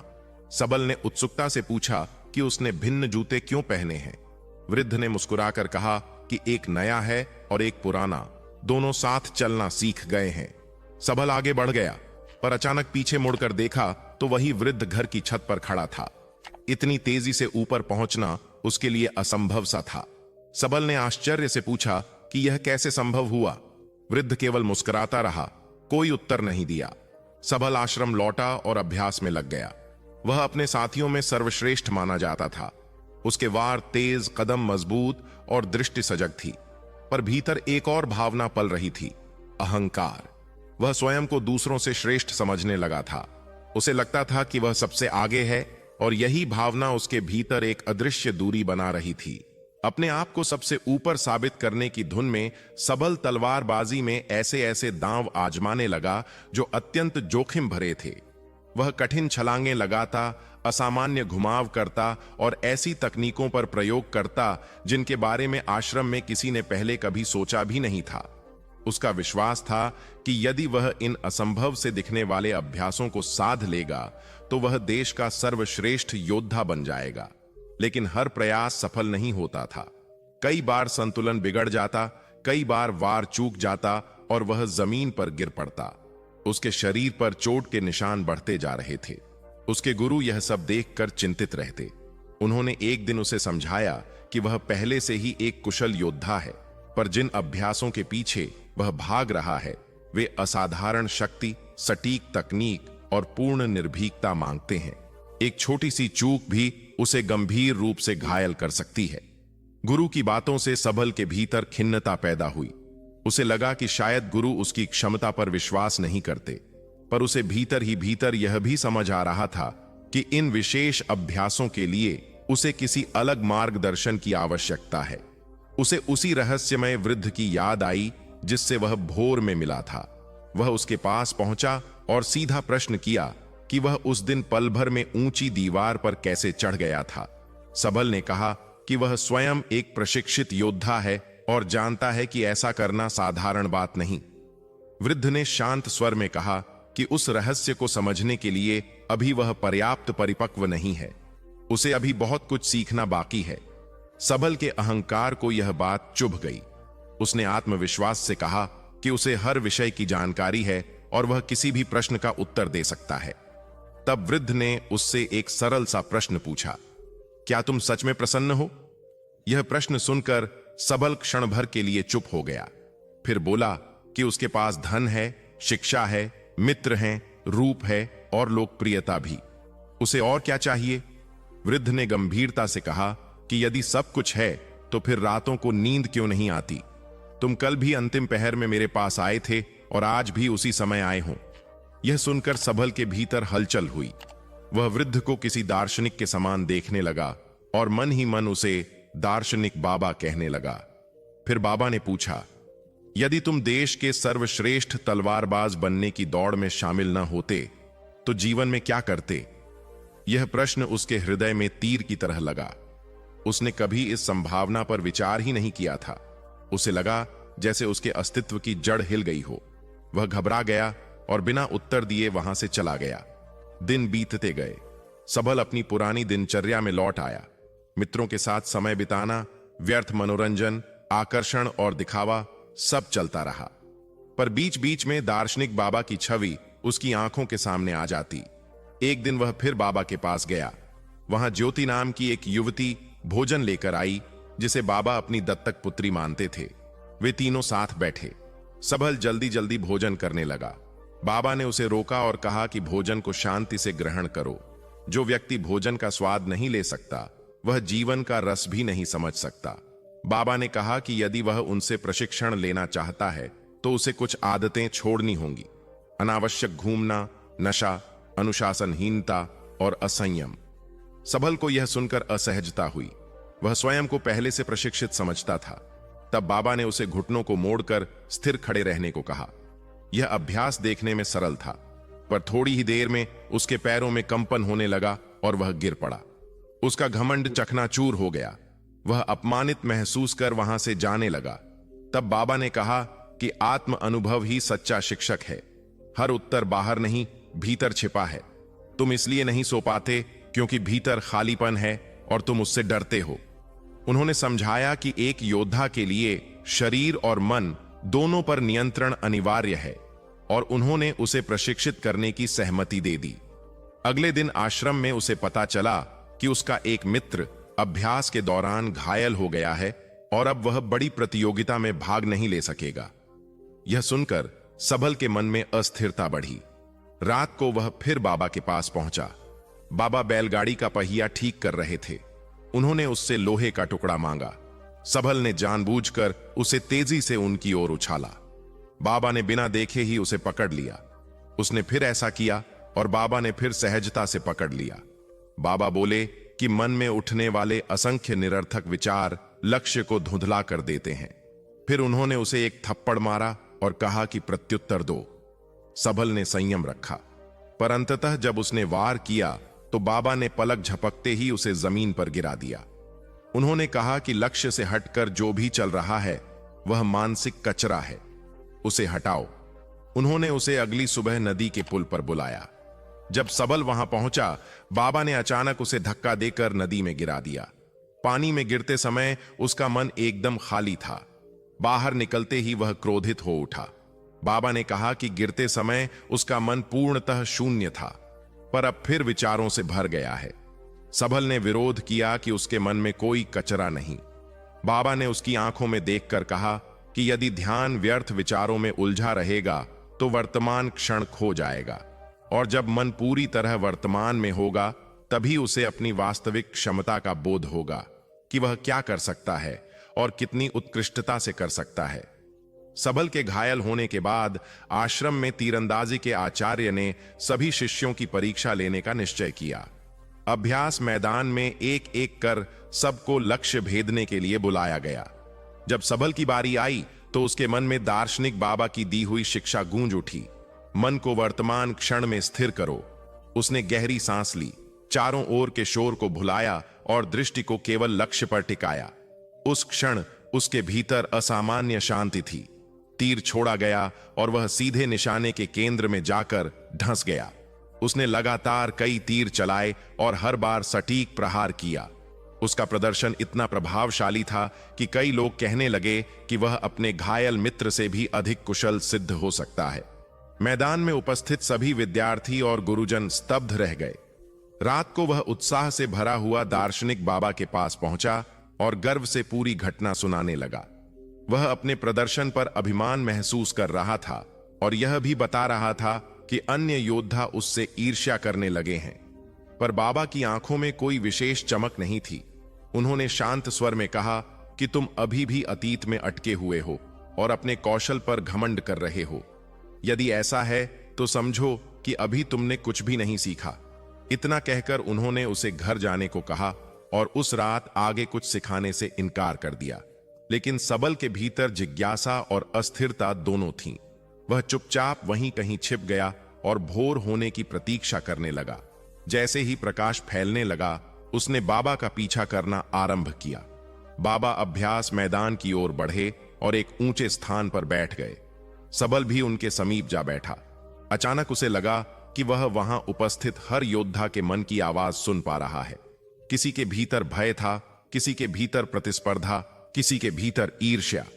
वह स्वयं को भी मैदान में आते देख रहा था, मानो बाहर से खुद को देख रहा हो। यह दृश्य देखकर वह संतुलन खो बैठा और नीचे गिर पड़ा। अगले ही पल उसे एहसास हुआ कि यह सब तो एक मानसिक भ्रम था। न तो सुबह हुई थी, न ही उसने वास्तव में पीछा किया था। बाबा उसके मन के साथ खेल रहे थे। उन्होंने कहा कि अभी तुम्हें बहुत कुछ समझना बाकी है। यह अनुभव सबल को भीतर तक डरा गया। वह घबराकर वहां से चला गया। इस घटना का उस पर विपरीत प्रभाव पड़ा। उसका आत्मविश्वास डगमगाने लगा। साथ ही योद्धा भी उसके बदलते व्यवहार को महसूस करने लगे और उसके गुरु को भी उसके प्रदर्शन में गिरावट दिखाई देने लगी। अगले दिन वह बाबा के घर के बाहर ज्योति से मिला, जो उनके लिए भोजन लेकर आई थी। सबल ने कहा कि उसे लगा था बाबा के मार्गदर्शन से वह बेहतर योद्धा बनेगा, पर उसके साथ उल्टा हो रहा है। बाबा ने उसे ऐसे कार्य सौंपने शुरू किए जिन्हें उसने पहले कभी महत्व नहीं दिया था। आंगन की सफाई, कूड़ा उठाना, कपड़े धोना, जरूरतमंदों की सहायता करना। उन्होंने उसे व्यर्थ की मित्रता, नशा, असंयम और दिखावे से दूर रहने को कहा। सबल यह सब तो कर रहा था, पर उसे इन कार्यों में कोई सार नहीं दिखता था। उसे लगता था कि इससे उसकी युद्ध कौशल में कोई वृद्धि नहीं होगी। उल्टा उसका अभ्यास कमजोर पड़ता जा रहा था, क्योंकि वह शिक्षाओं का अर्थ नहीं समझ पा रहा था। एक दिन वह क्रोधित होकर बाबा से उलझ पड़ा। उसने कहा कि सफाई और सेवा से वह कौन सा योद्धा बन जाएगा। बाबा ने शांत भाव से उत्तर दिया कि वह उसे हर परिस्थिति में सजग और एकाग्र रहना सिखा रहे हैं और सेवा से उसका अहंकार कम होगा। पर सबल का क्रोध बढ़ता गया। उसने व्यंग्य से पूछा कि क्या बाबा स्वयं इस जर्जर घर में रहकर सच में सुखी हैं? उसे लगा कि बाबा जीवन में असफल व्यक्ति हैं, जो अपनी रहस्यमयी बातों से उसे भ्रमित कर रहे हैं। बाबा ने उसे अपनी भावनाओं पर नियंत्रण रखने को कहा, पर वह सुनने को तैयार नहीं था। उसने कहा कि वह अपनी खुशी स्वयं ढूंढ लेगा और प्रशिक्षण छोड़कर वहां से चला गया। उसे यह समझ नहीं आया कि बाबा उसे निस्वार्थ सेवा के माध्यम से भीतर की शुद्धि सिखा रहे थे। सबल ने अपनी पुरानी आदतें फिर से अपना लीं। मित्रों के साथ व्यर्थ समय बिताना, नशे में डूबना, आकर्षण के पीछे भागना और दूसरों से श्रेष्ठ दिखने के लिए जोखिम भरे अभ्यास करना। एक दिन खतरनाक अभ्यास करते हुए वह ऊंचाई से गिर पड़ा। उसका पैर बुरी तरह क्षतिग्रस्त हो गया। उपचार के दौरान चिकित्सकों ने बताया कि उसकी बाईं टांग की हड्डी केवल टूटी नहीं, बल्कि बुरी तरह चकनाचूर हो चुकी है। और उसमें अनेक दरारें पड़ गई हैं। डॉक्टरों ने कहा कि यदि वह सावधानी रखे तो कुछ महीनों में चलने योग्य हो सकेगा, पर उससे अधिक की आशा नहीं करनी चाहिए। सबल को यह स्वीकार करना पड़ा कि देश का सर्वश्रेष्ठ तलवारबाज बनने का उसका सपना लगभग समाप्त हो चुका है। अब हालत यह थी कि उसे चलने के लिए भी बैसाखियों का सहारा लेना पड़ता था। प्रशिक्षण पूरी तरह रुक चुका था। पैर के साथ साथ उसका अभिमान भी टूट चुका था। एक दिन ज्योति उससे मिलने आई। वह उसकी स्थिति को लेकर चिंतित थी, क्योंकि देश की सबसे प्रतिष्ठित प्रतियोगिता में भाग लेने का उसका स्वप्न बिखर चुका था। दोनों एक दूसरे को समझने लगे थे और उनके बीच एक स्नेह का भाव भी जन्म ले चुका था। सबल अपने सपने को यूं समाप्त होते नहीं देखना चाहता था। वह अपने गुरु के पास गया और बोला कि अभी छोटी प्रतियोगिताओं में तो भाग लेना संभव नहीं, पर 10 महीने बाद होने वाली अंतिम चयन प्रतियोगिता में वह अवश्य हिस्सा लेगा। उसने आयोजन समिति को अपना आवेदन भी भेज दिया था। गुरु ने उसकी ओर देखा और मन ही मन आशंका जताई। टूटी हुई हड्डियां, रुका हुआ अभ्यास। उन्हें लगा कि सबल अब कभी उस स्तर पर नहीं पहुंच पाएगा। जब सबल ने उनके चेहरे पर संदेह देखा तो उसके भीतर क्रोध उमड़ पड़ा। घर लौटकर उसने आवेश में वस्तुएं तोड़ दी। यह उसका सबसे कठिन समय था। उसे लगने लगा कि जीवन का उद्देश्य ही समाप्त हो गया है। हताशा में वह एक ऊंची पहाड़ी पर चढ़ गया। उसके मन में जीवन समाप्त करने का विचार घूम रहा था। जैसे ही वह छलांग लगाने को आगे बढ़ा, उसे सामने एक आकृति दिखाई दी, उसकी ही परछाई, पर अधिक अंधेरी। वह परछाई उसके अहंकार, क्रोध, भय और संदेह का प्रतीक थी। वह उसे उकसा रही थी कि नीचे कूद जाओ, सब समाप्त कर दो। उसी क्षण सबल को बोध हुआ कि यह शत्रु बाहर नहीं, भीतर है। यदि वह अपने अंदर की बुराइयों को समाप्त कर दे तो शांति मिल सकती है। अगले ही पल वह परछाई गिरकर विलीन हो गई, पर अचानक उसकी आंख खुली। यह सब स्वप्न था। वास्तविकता यह थी कि वह अंधकार अभी भी उसके भीतर जीवित था। सत्य का सामना करने के लिए वह फिर दार्शनिक बाबा के पास गया। उसके सामने पहुंचते ही वह रो पड़ा। बाबा ने शांत स्वर में कहा कि हर घटना का एक उद्देश्य होता है। उत्तर बाहर नहीं, भीतर खोजने होंगे। जब तक भीतर से स्पष्ट उत्तर न मिले, उस पेड़ के नीचे बैठकर चिंतन करो। सबल बैठ गया। समय बहुत था, पर विचार बिखरे हुए थे। वह अलग अलग उत्तर लेकर बाबा के पास जाता, पर हर बार उन्हें अस्वीकार कर दिया जाता। एक रात भर के मंथन के बाद सुबह उसने एक नवविवाहित जोड़े को देखा। उनके चेहरे पर सादगी और आशा थी। उसी क्षण उसे समझ आया कि जीवन का प्रत्येक क्षण मूल्यवान है। उसने बाबा से कहा कि हमें हर पल की कद्र करनी चाहिए। यह सुनकर बाबा संतुष्ट हुए। अब सबल के भीतर जीवन के प्रति सम्मान जाग चुका था। निराशा के विचार पीछे हटने लगे। बाबा के साथ रहते हुए उसने बहुत कुछ सीखा। उसके भीतर फिर से जीने की लौ प्रज्वलित हुई। कुछ समय बाद उसने अपने मित्रों से मिलकर अपने पुराने व्यवहार के लिए क्षमा मांगी। सभी उसके परिवर्तन से चकित थे। एक दिन उसने बाबा से कहा कि वह उनकी तरह निस्वार्थ सेवा करना चाहता है, पर बाबा ने उसे फिर से तलवार अभ्यास आरंभ करने को कहा। सबल ने विरोध किया। टूटी हड्डियों के साथ यह संभव नहीं। बाबा ने समझाया कि सच्चा योद्धा जीत या हार के लिए नहीं, अपने प्रिय कर्म के लिए जीता है। यदि तलवार उसके जीवन का सत्य है तो उसे फिर उठाना होगा। उन्होंने उसे एक छोटे से मैदान में ले जाकर अभ्यास करवाना शुरू किया। यह वही स्थान था जिसे बाबा ने उसके घायल होने के दौरान तैयार किया था। पैर में अनेक दरारें होने के बावजूद सबल ने धैर्यपूर्वक अभ्यास प्रारंभ किया। कुछ महीनों बाद वह अपने पुराने आश्रम पहुंचा। उसे देखकर सभी आश्चर्यचकित रह गए, पर उसी समय उसके गुरु ने उसे एक पत्र सौंपा। प्रतियोगिता समिति ने उसके आवेदन को अस्वीकार कर दिया था। चिकित्सकों से चर्चा और गुरु की राय के बाद यह निर्णय लिया गया था कि वह जोखिम नहीं उठा सकता। यह समाचार सुनकर उसका मन फिर से टूट गया। मंजिल के इतने निकट आकर सपना फिर बिखर गया। बाबा ने कहा कि कोई अस्वीकृति पत्र तुम्हारी साधना को रोक नहीं सकता। जो तुम्हें प्रिय है उसे करते रहो। पर सबल बोला कि उसका लक्ष्य केवल अभ्यास नहीं, स्वर्ण पदक जीतना है। बाबा ने उत्तर दिया कि पदक एक प्रतीक है, पर सच्ची प्रसन्नता भीतर से आती है। यदि भीतर शांति नहीं तो बाहरी उपलब्धि भी संतोष नहीं दे सकती। सबल उलझन में था। उसने कहा कि वह सब छोड़ने को तैयार था। फिर प्रशिक्षण क्यों? उत्तर खोजने के लिए वह फिर उसी पेड़ के नीचे बैठ गया। उसकी व्याकुलता देखकर बाबा ने अगले दिन उसे पहाड़ की चोटी पर साथ चलने को कहा। अगली सुबह लंबी और थकाऊ चढ़ाई शुरू हुई। बाबा आगे आगे, सबल पीछे पीछे।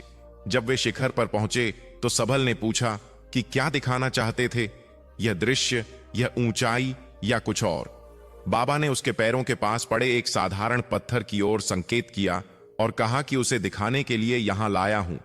सबल पहले तो निराश हुआ, इतना लंबा सफर एक पत्थर देखने के लिए।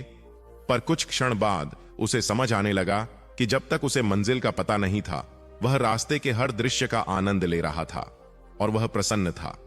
पर जैसे ही वह शिखर पर पहुंचा, उसकी वह उमंग जैसे अचानक शांत हो गई। उसे महसूस हुआ कि जिस आनंद को वह खोज रहा था, वह चोटी पर नहीं, बल्कि चढ़ाई के हर कदम में छिपा था। मंजिल तक पहुंचते ही उत्साह थम गया, क्योंकि यात्रा का रोमांच समाप्त हो गया था। सबल को समझ आ गया कि उसका स्वर्ण पदक पाने का स्वप्न भी उसी पत्थर के समान है। उसे पाना या ना पाना उतना महत्वपूर्ण नहीं जितना उस दिशा में चलने की प्रक्रिया। असली आनंद तो साधना में है, संघर्ष में है, प्रयास में है। अब उसे स्पष्ट हो गया कि आगे उसे क्या करना है। दोनों पहाड़ी से नीचे उतरे। इस बार सबल के कदम हल्के थे। वह हार जीत की चिंता छोड़ चुका था। अभ्यास के मैदान में वह पहले की तरह नहीं, बल्कि नए दृष्टिकोण के साथ लौटा। वह हर वार को केवल सीखने के लिए करता, हर अभ्यास को केवल अनुभव करने के लिए। उसके खेल में एक नई सहजता आ गई थी। साथ ही योद्धा और गुरुजन उसके संतुलन और निपुणता को देखकर अचंभित थे। अंततः उसका शिक्षक उसे अंतिम चयन प्रतियोगिता में ले जाने के लिए सहमत हो गया। सबल चाहता था कि दार्शनिक बाबा भी उसके साथ चलें। वह पुराने घर पहुंचा, पर वहां सन्नाटा था। पता चला कि बाबा कहीं दूर चले गए हैं। शायद उनका कार्य पूरा हो चुका था। प्रतियोगिता का दिन आया। मैदान में वातावरण गंभीर था। सबल के मन में न लालच था, न भय। वह केवल वर्तमान क्षण को जी रहा था। उसकी एकाग्रता अद्भुत थी। भीषण दुर्घटना के बाद भी उसका ऐसा प्रदर्शन देखकर सभी चकित थे। अंततः उसने देश के सर्वश्रेष्ठ योद्धा का सम्मान प्राप्त किया। उसके जीवन का नया अध्याय आरंभ हुआ। उसने ज्योति से विवाह किया और आगे चलकर अपने अनुभवों और विचारों के माध्यम से बाबा की शिक्षाओं को लोगों तक पहुंचाने लगा। अब एक नई बात पर विचार करें। कहा जाता है कि मौन केवल शब्दों का अभाव नहीं, बल्कि भीतर की शक्ति का द्वार है। जो व्यक्ति कम बोलता है, वह अपने भीतर की असीम ऊर्जा को पहचान पाता है। इसी संदर्भ में गौतम बुद्ध ने मौन की महिमा समझाई थी। उनके अनुसार वाणी तेज है और शब्द ऐसे हथियार हैं जो बिना रक्त बहाए भी हृदय को आहत कर सकते हैं। शब्द शक्ति भी हैं और कमजोरी भी। यदि सही समय, सही भावना और सही मात्रा में बोले जाए तो जीवन को उन्नत कर देते हैं, पर असावधानी से प्रयोग किए जाए तो संबंध और शांति दोनों नष्ट कर सकते हैं। अब एक कथा सुनिए। प्राचीन काल में जापान में एक विख्यात बौद्ध भिक्षु रहते थे, जिनका नाम रिसाई था। वे जंगल में एकांत आश्रम में निवास करते थे और ध्यान में लीन रहते थे। उनकी साधना और सरलता के कारण वे दूर दूर तक प्रसिद्ध थे। एक दिन एक राजकुमार उनके पास पहुंचा। उसने कहा कि उसके पास वैभव, सुविधा और प्रतिष्ठा सब है, फिर भी वह भीतर से थका हुआ और अशांत महसूस करता है। उसका मन चिंता और उलझन से भरा रहता है। रिसाई ने धैर्य से उसकी बात सुनी और कहा कि उत्तर उसके भीतर ही है, बस उसने उसे खोजने का प्रयास नहीं किया। उन्होंने एक प्रयोग का प्रस्ताव रखा। 15 दिनों तक आश्रम में रहो, सामान्य जीवन जियो और अधिकतम मौन धारण करो। राजकुमार ने सहमति दी। पहले दिन उसका मन और अधिक व्याकुल हो उठा। विचारों का जाल उसे बेचैन कर रहा था। उसे बोलने की तीव्र इच्छा होती, पर वह स्वयं को रोकता रहा। रात होते होते उसने एक सूक्ष्म शांति का अनुभव किया। दूसरे दिन वह प्रकृति के बीच चुपचाप बैठा रहा। उसने पहली बार पेड़ों की हरियाली, फूलों की कोमलता और आकाश में उड़ते पक्षियों की स्वतंत्रता को सचेत भाव से देखा। मौन में बैठकर उसे लगा कि संसार कितना सुंदर है और वह पहले इसे देख ही नहीं पाया था। दिन बीतते गए। 10वें दिन तक उसके मन का शोर शांत हो चुका था। 11वें दिन वह ध्यान में डूब गया। आंखें स्वयं बंद हो गईं और वह गहरे मौन में उतर गया। न शब्द थे, न चिंता, केवल स्थिरता और आनंद। 15वें दिन वह रिसाई के सामने पहुंचा। उसने प्रणाम कर कहा कि अब वह समझ गया है कि उसका मन क्यों व्याकुल था। रिसाई ने मुस्कुराकर पूछा कि उसे क्या अनुभूति हुई। राजकुमार ने कहा कि वह अनावश्यक बोलता था, अपनी ऊर्जा व्यर्थ शब्दों में खर्च करता था। वह हर समय चर्चा और बहस में उलझा रहता था और इसी कारण उसका मन थका रहता था। मौन ने उसे अपने भीतर लौटना सिखाया और फिर मैं उन्हीं बातों को लेकर अकेले बैठकर सोचता रहता था। अधिकतर समय मेरे विचार नकारात्मक ही होते थे। मैं कल्पनाओं में उलझकर अपना समय गंवाता रहा। आवश्यकता से अधिक बोलना और भीतर ही भीतर गलत धारणाएं पालना मेरे मन को अस्थिर कर रहा था। इसी कारण मैं किसी भी कार्य पर पूरा ध्यान नहीं दे पाता था। एक काम अधूरा रहता, दूसरा बिगड़ जाता और धीरे धीरे असफलताएं बढ़ने लगीं। लगातार असफल होने से मैं चिड़चिड़ा और उदास होता गया। इन सब का परिणाम यह हुआ कि मेरा जीवन दिशाहीन होने लगा। पर यहां बिताए गए 15 दिन मेरे लिए बिल्कुल अलग रहे। मुझे लगा जैसे मैं पहली बार सच में जी रहा हूं। पहले जो जीवन जी रहा था वह केवल भाग दौड़ थी। मैंने यह भी समझा कि ध्यान कोई अलग क्रिया नहीं है। जब मन शांत और मौन हो जाता है तब ध्यान स्वयं घटित होता है। इन दिनों में जो सबसे महत्वपूर्ण बात मैंने सीखी वह यह थी कि मनुष्य के जीवन का मूल उद्देश्य स्वयं को जानना है। रिसाई ने मुस्कुराकर कहा कि केवल तुम ही नहीं, संसार के अधिकांश लोग आवश्यकता से अधिक बोलते हैं। आज भी लोग शब्दों का उपयोग अधिकतर दूसरों को नीचा दिखाने के लिए करते हैं। कई लोग बिना चाहे भी बोलते रहते हैं और अपनी ऊर्जा व्यर्थ गंवाते हैं। उन्होंने मौन का महत्व समझाते हुए कहा कि एक बार गौतम बुद्ध से उनके शिष्यों ने पूछा था कि वे अधिकतर समय शांत क्यों रहते हैं। बुद्ध ने उत्तर दिया कि मौन व्यक्ति को भीतर के आनंद और गहरी शांति में ले जाता है। मौन भीतर उतरने का पहला द्वार है। जब तक मन शांत न हो स्वयं को जानना संभव नहीं। स्वयं की पहचान का प्रारंभ मौन से होता है। उतना ही बोलो जितना आवश्यक हो। अनावश्यक चर्चा छोड़ दो। यदि ध्यान से देखो तो पाओगे कि अधिकतर लोग केवल बोलने के लिए बोलते हैं। चुप रहने से कोई हानि नहीं होती, पर अधिक बोलने से अक्सर भूल हो जाती है। यदि मनुष्य कम बोलना सीख ले तो अनेक समस्याएं स्वतः कम हो जाएंगी। विवाद घटेंगे, संघर्ष घटेंगे, अनावश्यक तनाव कम होंगे। संसार की कई उलझनों की जड़ असंयमित वाणी है। मौन की साधना ही समाधान है। जब तुम नहीं बोलते तब भीड़ के बीच खड़े होकर भी अकेले हो सकते हो। जैसे कोई हिमालय की चोटी पर जाकर एकांत का अनुभव करता है, वैसे ही मौन का अभ्यास करने वाला व्यक्ति भीड़ में भी एकांत पा लेता है। दूसरों की निरंतर उपस्थिति ही बेचैनी को जन्म देती है। पहले मौन की शक्ति को अपने भीतर धारण करो, इससे तुम्हारी ऊर्जा सुरक्षित रहेगी। धीरे धीरे तुम ऐसी अवस्था में पहुंचोगे जहां अधिक बोलने की इच्छा ही समाप्त हो जाएगी। यदि कभी किसी स्थान पर जाकर मन व्याकुल हो तो कुछ क्षण आंखें बंद कर लो और अपने भीतर उतर जाओ। वहीं से ताजगी लौटेगी, क्योंकि जीवन का स्रोत बाहर नहीं, भीतर है। राजकुमार ने पूछा कि हमें अपने भीतर तक कौन ले जाएगा। रिसाई ने उत्तर दिया कि यह यात्रा स्वयं को ही करनी होती है। भीतर उतरकर ही परम शांति और आनंद का अनुभव होता है। वहीं से आनंद का उदय होता है और वहीं से उसका अस्त। उन्होंने समझाया कि जब भी भीतर जाओ और फिर लौटो तो तुम्हें एक नई ताजगी का अनुभव होगा। जैसे स्नान करके लौटने पर शरीर हल्का और शीतल हो जाता है, वैसे ही मौन में स्नान करके लौटने पर मन निर्मल हो जाता है। थकान कम हो जाती है, चिंता दूर हो जाती है, उदासी मिटने लगती है। जब तुम आंतरिक मौन की उस ऊंचाई तक पहुंच जाओगे तब बोलते हुए भी मौन बना रहेगा। शब्द निकलेंगे पर भीतर की शांति नहीं टूटेगी। एक बार गहरे मौन में स्थिर हो जाने पर वाणी में मधुरता आ जाती है। बोलना संगीत जैसा हो जाता है। शब्दों में सत्य और करुणा का भाव उतर आता है। और जब ऐसे व्यक्ति के शब्द निकलते हैं तो सुनने वालों के मन पर भी शीतलता छा जाती है। जैसे ही व्यक्ति भीतर से शांत होता है, उसके भीतर एक अलग प्रकार की शक्ति जन्म लेने लगती है। वह धीरे धीरे समाज की अनावश्यक निर्भरता से मुक्त होने लगता है। उसके जीवन में एक सहज आनंद भरने लगता है। वैसी मस्ती जो केवल मुक्त आत्माओं में दिखाई देती है। चेहरे पर नई चमक आ जाती है, आंखों में गहराई उतर आती है और मन मानो शांति के अथाह सागर में उतर जाता है। इतना कहकर भिक्षु रिसाई मौन हो गए। राजकुमार ने आदर पूर्वक प्रणाम किया और अपने महल लौट गया। दोस्तों, आपने भी अनुभव किया होगा कि अधिक बोलने से मन थक जाता है।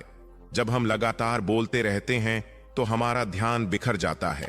जो लोग हर समय वाणी में लगे रहते हैं वे अक्सर किसी एक कार्य पर टिककर ध्यान केंद्रित नहीं कर पाते और बिना एकाग्रता के न तो जीवन की गहराई समझी जा सकती है, न ही बड़ी सफलता प्राप्त की जा सकती है।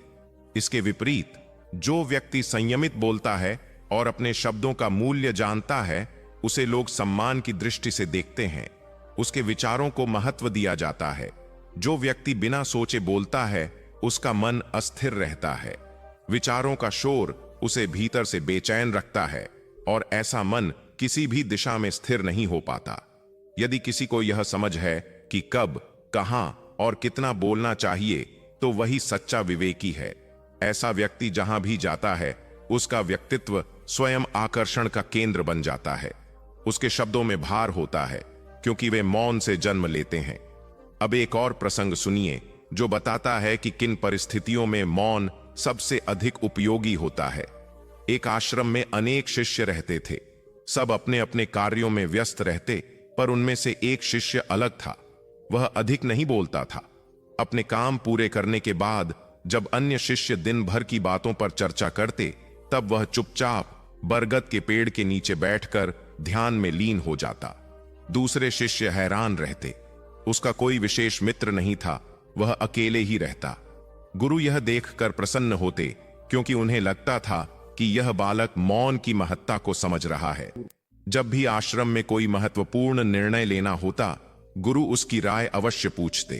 पर यह बात एक अन्य शिष्य को खटकती थी। वह स्वयं गुरु का प्रिय बनना चाहता था। वह अक्सर दूसरों के कार्यों में दोष निकालता ताकि स्वयं को श्रेष्ठ सिद्ध कर सके। वह हर विषय पर सलाह देता, चाहे उससे कोई पूछे या न पूछे। उसकी वाणी चंचल थी और वह हंसी मजाक में सबका मन बहलाता रहता था। इसी कारण उसकी सबके साथ मित्रता थी। लेकिन जब गुरु उसकी बजाय उस शांत शिष्य से परामर्श लेते तो उसके मन में असंतोष भर जाता। उसे लगता कि वह अधिक बुद्धिमान है, फिर भी उसे वह सम्मान क्यों नहीं मिल रहा। गुरु उसकी प्रकृति को भली भांति समझते थे। वे जानते थे कि उसका अधिक बोलना, दिखावा करना और दूसरों में दोष खोजना उसके भीतर की अस्थिरता का परिणाम है। वे उसे सीधे डांटना नहीं चाहते थे। वे चाहते थे कि वह स्वयं अनुभव से सीखे। हर सच्चा गुरु यही चाहता है कि शिष्य भीतर उतरना सीखे। वे जानते थे कि जब तक वह शिष्य मौन की गहराई को नहीं समझेगा, तब तक वह अपने अहंकार से मुक्त नहीं होगा। गुरु अवसर की प्रतीक्षा कर रहे थे।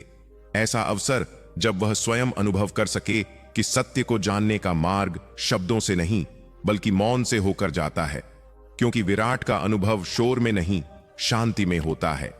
एक दिन गुरुजी के मन में एक उपाय आया। उन्होंने आश्रम के सभी शिष्यों को अपने पास बुलाया और कहा कि वे सबको दो दो के समूह में बांटकर अलग अलग गांवों में भिक्षा के लिए भेजेंगे। जो जोड़ी सबसे अधिक भिक्षा लेकर लौटेगी उसे आश्रम की विशेष जिम्मेदारियां निभाने का अवसर दिया जाएगा। गुरुजी ने आगे समझाया कि भिक्षा मांगना केवल अन्न जुटाने का साधन नहीं है, बल्कि यह अहंकार को गिलाने का अभ्यास है। इसलिए इस कार्य को हल्के में न लिया जाए। जो भी पूरे समर्पण से भिक्षा मांगेगा वही इस अनुभव का सच्चा अर्थ समझ पाएगा। जानबूझकर गुरुजी ने उस बातूनी शिष्य और शांत रहने वाले शिष्य को एक साथ भेज दिया। बातूनी शिष्य के मन में केवल एक ही विचार था, यह अवसर है स्वयं को श्रेष्ठ सिद्ध करने का। वह सोच रहा था कि इस बार गुरुजी को दिखा देगा कि वह दूसरे से अधिक योग्य है। दोनों ने तय किया कि गांव में अलग अलग दिशाओं में जाकर भिक्षा मांगेंगे ताकि अधिक से अधिक घरों तक पहुंच सकें। शांत शिष्य प्रत्येक द्वार पर हाथ जोड़कर खड़ा हो जाता, अपना पात्र आगे कर देता और मौन भाव से प्रतीक्षा करता। उसके चेहरे की सरलता और आंखों की विनम्रता लोगों के मन को छू लेती। लोग उसे भिक्षा देकर स्वयं को धन्य समझते। दूसरी ओर बातूनी शिष्य हर घर पर जाकर लंबी लंबी बातें करने लगता। कभी उपदेश देता, कभी ज्ञान बघाड़ता। कई लोग उसकी बातों से ऊब कर उसे बिना भिक्षा दिए ही लौटा देते। जब दोनों गांव के मध्य मिले तो बातूनी शिष्य ने देखा कि शांत शिष्य के पात्र में उससे कहीं अधिक भिक्षा है। यह देखकर उसके मन में ईर्ष्या जाग उठी। आश्रम लौटते समय उसने चाल चली। उसने कहा कि चूंकि उन्हें साथ भेजा गया था, इसलिए सारी भिक्षा एक ही थैले में रख लेते हैं। शांत शिष्य ने बिना विवाद किए अपनी भिक्षा उसी थैले में डाल दी। बातूनी शिष्य भीतर ही भीतर प्रसन्न था। उसे लगा कि अब गुरुजी को यह पता नहीं चलेगा कि किसने अधिक भिक्षा जुटाई। संध्या समय सभी शिष्य लौट आए। भिक्षा की गणना हुई तो इन दोनों का संग्रह सबसे अधिक निकला। गुरुजी ने सबके सामने दोनों की प्रशंसा की। फिर बोले कि आश्रम का दायित्व केवल एक को सौंपा जाएगा, क्योंकि दो लोगों के बीच मतभेद हो सकते हैं। उन्होंने पूछा कि तुम दोनों में से अधिक भिक्षा कौन लाया? बातूनी शिष्य तुरंत बोला कि वह दुगुनी भिक्षा लाया था, पर भूल से सब एक ही थैले में रख दी। यदि उसे पता होता कि निर्णय ऐसा होगा तो वह अलग रखता। गुरुजी ने शांत शिष्य से पूछा कि क्या वह इस कथन से सहमत है। शांत शिष्य ने विनम्रता से कहा कि उसके पास ऐसा कोई प्रमाण नहीं जिससे वह सिद्ध कर सके कि अधिक भिक्षा वही लाया था। उसने बस इतना कहा कि सत्य ईश्वर जानता है। आश्रम के पीछे की पहाड़ी पर सूर्य अस्त होने को था। लालिमा आकाश में फैल रही थी। गुरुजी ने दोनों से पूछा कि पहाड़ी के उस पार क्या दिखाई दे रहा है। बातूनी शिष्य तुरंत बोल उठा, सूरज ढल रहा है, आकाश रंगों से भर गया है, दृश्य अत्यंत सुंदर है। वह और भी वर्णन करना चाहता था, पर गुरुजी ने उसे रोक दिया। जब उन्होंने शांत शिष्य की ओर देखा तो उसकी आंखें नम थीं। उनमें कृतज्ञता, श्रद्धा और मौन की गहराई थी। वह कुछ नहीं बोला, पर उसकी दृष्टि में जो भाव था वह शब्दों से परे था। तब गुरुजी ने सब शिष्यों को संबोधित करते हुए कहा कि जो केवल दृश्य का वर्णन करता है वह बाहर देखता है, और जो मौन होकर उसे अनुभव करता है वह भीतर देखता है। गुरुजी ने शांत स्वर में कहा, मैंने तुमसे पूछा था कि पहाड़ी के पीछे क्या दिखाई दे रहा है। अधिकांश लोगों को बस एक सुंदर दृश्य ही दिखाई देता है, पर सच यह है कि सुंदरता को शब्दों में बांधा नहीं जा सकता। उसे केवल अनुभव किया जा सकता है, और जो सच में अनुभव करता है उसकी आंखें ही उसका प्रमाण बन जाती हैं। उन्होंने मौन शिष्य की ओर संकेत करते हुए कहा, वास्तव में इस बालक ने उस सौंदर्य को देखा है। दूसरे ने उसका वर्णन किया है, पर इसने उसे जिया है। एक ने शब्दों में बताया, दूसरे ने हृदय में उतारा। अपनी सारी कोशिशें असफल होते देख बातूनी शिष्य रो पड़ा। गुरुजी ने उसे स्नेह से चुप कराया और बोले, मुझे पहले से झांत था कि तुम सत्य नहीं कह रहे, पर मैं चाहता था कि तुम्हें स्वयं अपने व्यवहार का बोध हो। फिर उन्होंने सभी शिष्यों से कहा, शब्द जाल के समान होते हैं। जब हम अधिक बोलते हैं तो कई उलझनें जन्म लेती हैं। एक बात को बढ़ा चढ़ाकर कहने पर उसे सिद्ध करने के लिए और शब्द जोड़ने पड़ते हैं, और धीरे धीरे व्यक्ति उसी जाल में फंस जाता है। वह भीतर जाने के स्थान पर बाहर की ओर भागने लगता है। उन्होंने समझाया कि जो भी अपनी अंतर यात्रा आरंभ करना चाहता है उसे पहले मौन सीखना होगा।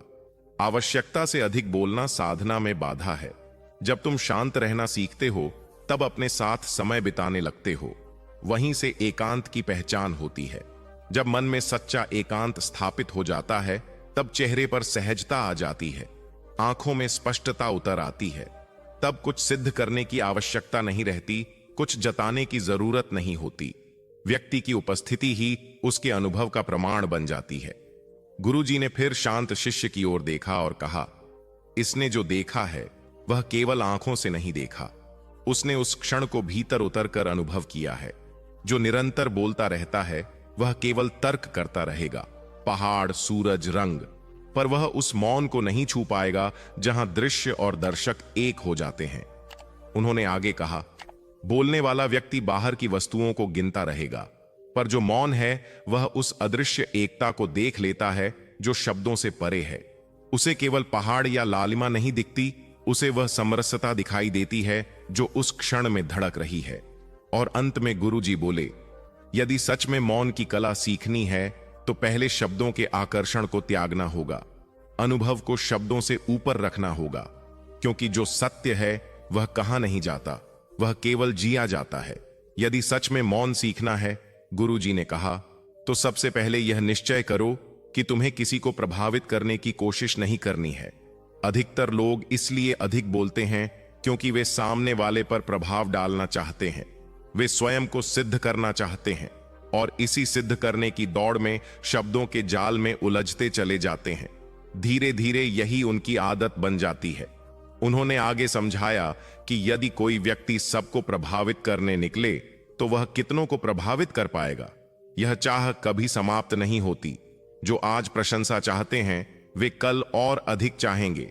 इसलिए बाहर की दुनिया को जीतने की जगह भीतर को समझना अधिक आवश्यक है। बहिर्मुखता से अधिक अंतर्मुखता में शांति है। अपनी बात समाप्त करते हुए गुरुजी ने अंतिम संदेश दिया। यदि कोई लंबे समय तक मौन नहीं रह सकता तो छोटे छोटे अभ्यास से शुरुआत करे। जैसे किसी व्रत का संकल्प लिया जाता है, वैसे ही दिन में कुछ समय, सप्ताह में कुछ घड़ी या महीने में एक दिन मौन का अभ्यास किया जाए। धीरे धीरे यह अभ्यास स्वभाव बन जाएगा। मौन की कला सीख लेने पर बुद्धि में स्पष्टता आती है, दृष्टि निर्मल होती है। जिसे हम दर्शन कहते हैं वह शब्दों से नहीं, मौन से जन्म लेता है। इतना कहकर गुरुजी ने सभी शिष्यों से कुछ समय मौन रहने का संकल्प कराया और सभा समाप्त कर दी। रात्रि का समय था। सभी शिष्य भोजन कक्ष की ओर बढ़ गए। अब एक और प्रसंग। एक राज्य का राजकुमार गौतम बुद्ध के पास पहुंचा। उसने कहा, आप बार बार ध्यान करने की बात करते हैं, पर मैं तो कुछ क्षण भी आंखें बंद करके शांत नहीं बैठ पाता। मेरा मन हर समय भागता रहता है। जैसे ही ध्यान में बैठता हूं, विचारों का तूफान उठने लगता है। बीती घटनाएं, भविष्य की कल्पनाएं, लोगों के व्यवहार, आशंकाएं। मैं उन्हें रोकने का प्रयास करता हूं, पर असफल होकर ध्यान तोड़ देता हूं। कृपया मार्ग बताइए। बुद्ध ने शांत स्वर में कहा, मैं क्या उपाय बताऊं? यह तुम्हारा अपना मन है और तुमने उसे इतनी स्वतंत्रता दे दी है कि वह तुम्हें स्थिर भी नहीं रहने देता। राजकुमार ने विनम्र होकर कहा कि उसने बहुत विचार किया पर समाधान नहीं मिला, इसलिए शरण में आया है। कुछ देर तक बुद्ध ने उसे ध्यान से देखा और फिर कहा, ठीक है, तुम 4 आदतें त्याग दो, मन स्वयं शांत होने लगेगा। राजकुमार उत्सुकता से सुनने लगा। बुद्ध बोले, पहली भूल यह है कि तुम और तुम्हारे जैसे अधिकांश लोग दूसरों के मन को पढ़ने की कोशिश करते रहते हो। तुम अनुमान लगाते हो कि सामने वाला तुम्हारे बारे में क्या सोच रहा है। यही आदत तुम्हें सबसे अधिक अशांत करती है। उन्होंने समझाया कि लोग प्रायः दूसरों के विचारों को नकारात्मक रूप में ही कल्पना करते हैं। वे सोचते हैं कि कोई उनसे ईर्ष्या करता है, कोई उन्हें नीचा दिखाना चाहता है, कोई उनकी सहायता नहीं करेगा। इस प्रकार वे अपने भीतर संदेह और कटुता जमा करते जाते हैं। फिर उन्हीं कल्पनाओं में उलझे रहते हैं। कैसे उत्तर दें, कैसे बदला लें, कैसे स्वयं को श्रेष्ठ सिद्ध करें। यही विचार उन्हें दुखी करते हैं। बुद्ध ने कहा, इसलिए दूसरों के मन का अनुमान लगाना छोड़ दो। यदि पढ़ना ही है तो अपने मन को पढ़ो। देखो कि तुम्हारे भीतर क्या चल रहा है। कहीं तुम शिकायत, ईर्ष्या या नकारात्मकता के शिकार तो नहीं। उन्होंने आगे कहा, लोगों का स्वभाव है कि वे असफलता पर हंसते हैं, पर यदि तुम सफल हो जाओ तो वही लोग तुम्हारी प्रशंसा भी करेंगे। इसलिए दूसरों की राय को अपने मन का स्वामी मत बनाओ। जो लोग आज तुम्हारी सफलता पर तुम्हारी प्रशंसा करेंगे, वही लोग असफलता पर हंस भी सकते हैं। बुद्ध ने कहा, यदि तुम सफलता पर उनकी सराहना की अपेक्षा रखते हो तो असफलता पर उनकी प्रतिक्रिया से दुखी क्यों होते हो? समस्या यह है कि हम असफलता को अपमान समझ लेते हैं, जबकि वह तो सफलता की राह का आवश्यक चरण है। बिना असफल हुए जो सफल होता है, उसके भीतर अक्सर अहंकार पनपता है। वह दूसरों को छोटा समझने लगता है। पर असफलता विनम्रता सिखाती है, धैर्य सिखाती है और निरंतर प्रयास का महत्व समझाती है। उन्होंने आगे कहा, यदि तुम्हारे प्रयास में असफल होने की संभावना ही नहीं है तो समझो कि तुमने लक्ष्य बहुत छोटा चुना है। और यदि लोग तुम्हारे प्रयासों पर हंस नहीं रहे, ताने नहीं दे रहे, तो संभव है कि तुमने अपनी सीमाओं को कभी लांघने की कोशिश ही नहीं की। असफल वही होता है जो कुछ नया करने का साहस करता है। यदि तुम्हारे भीतर असफल होने का साहस नहीं तो बड़े लक्ष्य भी कभी पूरे नहीं होंगे। बुद्ध ने कहा, लोग कहते हैं कि वे समय काट रहे हैं, पर सच्चाई यह है कि समय उन्हें काट रहा है। लोग व्यर्थ के कार्यों में समय इसलिए गंवाते हैं क्योंकि उन्हें लगता है कि उनके पास बहुत समय है, पर उनसे पहले भी कई लोग यही सोचते रहे और उन्हें पता ही नहीं चला कि कब समय निकल गया। जब चेतना आई तब अवसर हाथ से जा चुका था और केवल पश्चाताप शेष रह गया। उन्होंने समझाया कि जीवन क्षणभंगुर है, इसे सार्थक कार्यों में लगाओ, स्वयं को जानने में, दूसरों की सहायता करने में, समाज के कल्याण में। समय को व्यर्थ बातों में गंवाकर किसी को स्थायी सुख नहीं मिला। क्षणिक आनंद तो मिल सकता है, पर जब होश आता है और बर्बाद हुए समय का बोध होता है, तब भीतर ग्लानि और तनाव जन्म लेते हैं। फिर वही पश्चाताप मन को अशांत करता है और व्यक्ति बार बार उसी भूल को सोचता रहता है। इस चक्र की जड़, बुद्ध बोले, समय को व्यर्थ समझना है। इसलिए समय काटना छोड़ो और आवश्यक कार्य में लगो। उन्होंने एक और बात कही, दूसरों से तुलना करना निरर्थक है। प्रत्येक व्यक्ति की परिस्थितियां अलग हैं, सोच अलग है। यदि कोई और सफल नहीं हुआ तो यह निश्चित नहीं कि तुम भी नहीं हो सकोगे।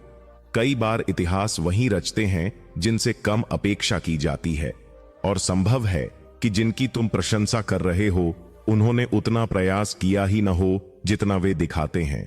बहुत से लोग परिश्रम का दिखावा करते हैं और असफल होने पर भाग्य को दोष देते हैं। बुद्ध ने मुस्कुराकर कहा, ऐसे लोग अक्सर दूसरों को हतोत्साहित करते हैं, कहते हैं कि जब मैं नहीं कर पाया तो तुम कैसे करोगे, पर भीतर से वे जानते हैं कि उन्होंने पूरी कोशिश नहीं की।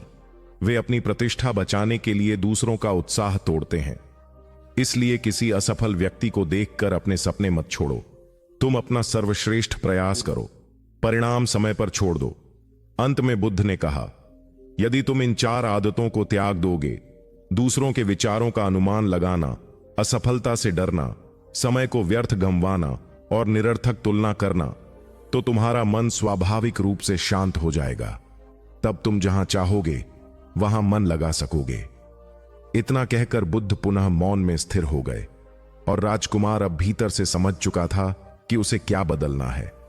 उसने मन ही मन उन 4 आदतों को त्यागने का संकल्प लिया, बुद्ध को प्रणाम किया और हल्का मन लेकर वहां से लौट गया। दोस्तों, इस प्रसंग से हमें यह सीख मिलती है कि हमें यह चिंता छोड़ देनी चाहिए कि लोग हमारे बारे में क्या सोचते हैं। यदि हम कुछ नया करते हैं तो लोग हंसेंगे भी, टिप्पणी भी करेंगे, परंतु दूसरों की राय को अपने मन का स्वामी बना लेना ही असली समस्या है। इसके साथ ही हमें समय को व्यर्थ गंवाने की आदत छोड़नी होगी। यह भी आवश्यक है कि हम यह न सोचें कि यदि कोई और सफल नहीं हुआ तो हम भी नहीं हो पाएंगे। यदि आप ईमानदारी और परिश्रम से कार्य करते हैं तो कोई काम छोटा या बड़ा नहीं होता। सफलता देर से सही पर मिलती अवश्य है। अब एक और घटना सुनिए। हरीश नाम का एक व्यक्ति था। उसकी पत्नी अत्यधिक बोलती थी। वह दिन भर बोलती रहती और हरीश उससे बहुत परेशान रहता। एक दिन उसे पता चला कि जंगल में एक संत ठहरे हुए हैं। वह अपनी पत्नी को उनके पास ले गया और विनम्रता से कहा, मुनिवर, कृपा करके इसे समझाइए, यह बहुत बोलती है। मेरे मना करने पर भी दिन भर इसकी वाणी नहीं रुकती। इसी कारण हमारे बीच झगड़े होते रहते हैं। संत मुस्कुराए और बोले, मैं तुम्हें एक कथा के माध्यम से समझाता हूं। उन्होंने कहा, मेरे गुरु का एक शिष्य था जो अत्यंत वाचाल था। वह हर समय इधर उधर की बातें करता रहता। जब वह दान लेने जाता तो हर घर से कोई नई कहानी लेकर आता और आश्रम में सबको सुनाता। वह एक शिष्य की दूसरे से चुगली करता, अपनी ही प्रशंसा करता और स्वयं को सबसे अधिक बुद्धिमान सिद्ध करने का प्रयास करता। वह स्वयं को श्रेष्ठ समझता और कहता कि वह धनी परिवार से है, आरामदायक जीवन छोड़कर ज्ञान की खोज में आया है। एक दिन गुरु ने सभी शिष्यों को बुलाया और कहा कि अगले 1 महीने तक प्रत्येक को कोई न कोई संकल्प लेना होगा। इससे उनकी इच्छा शक्ति और आत्मबल मजबूत होगा।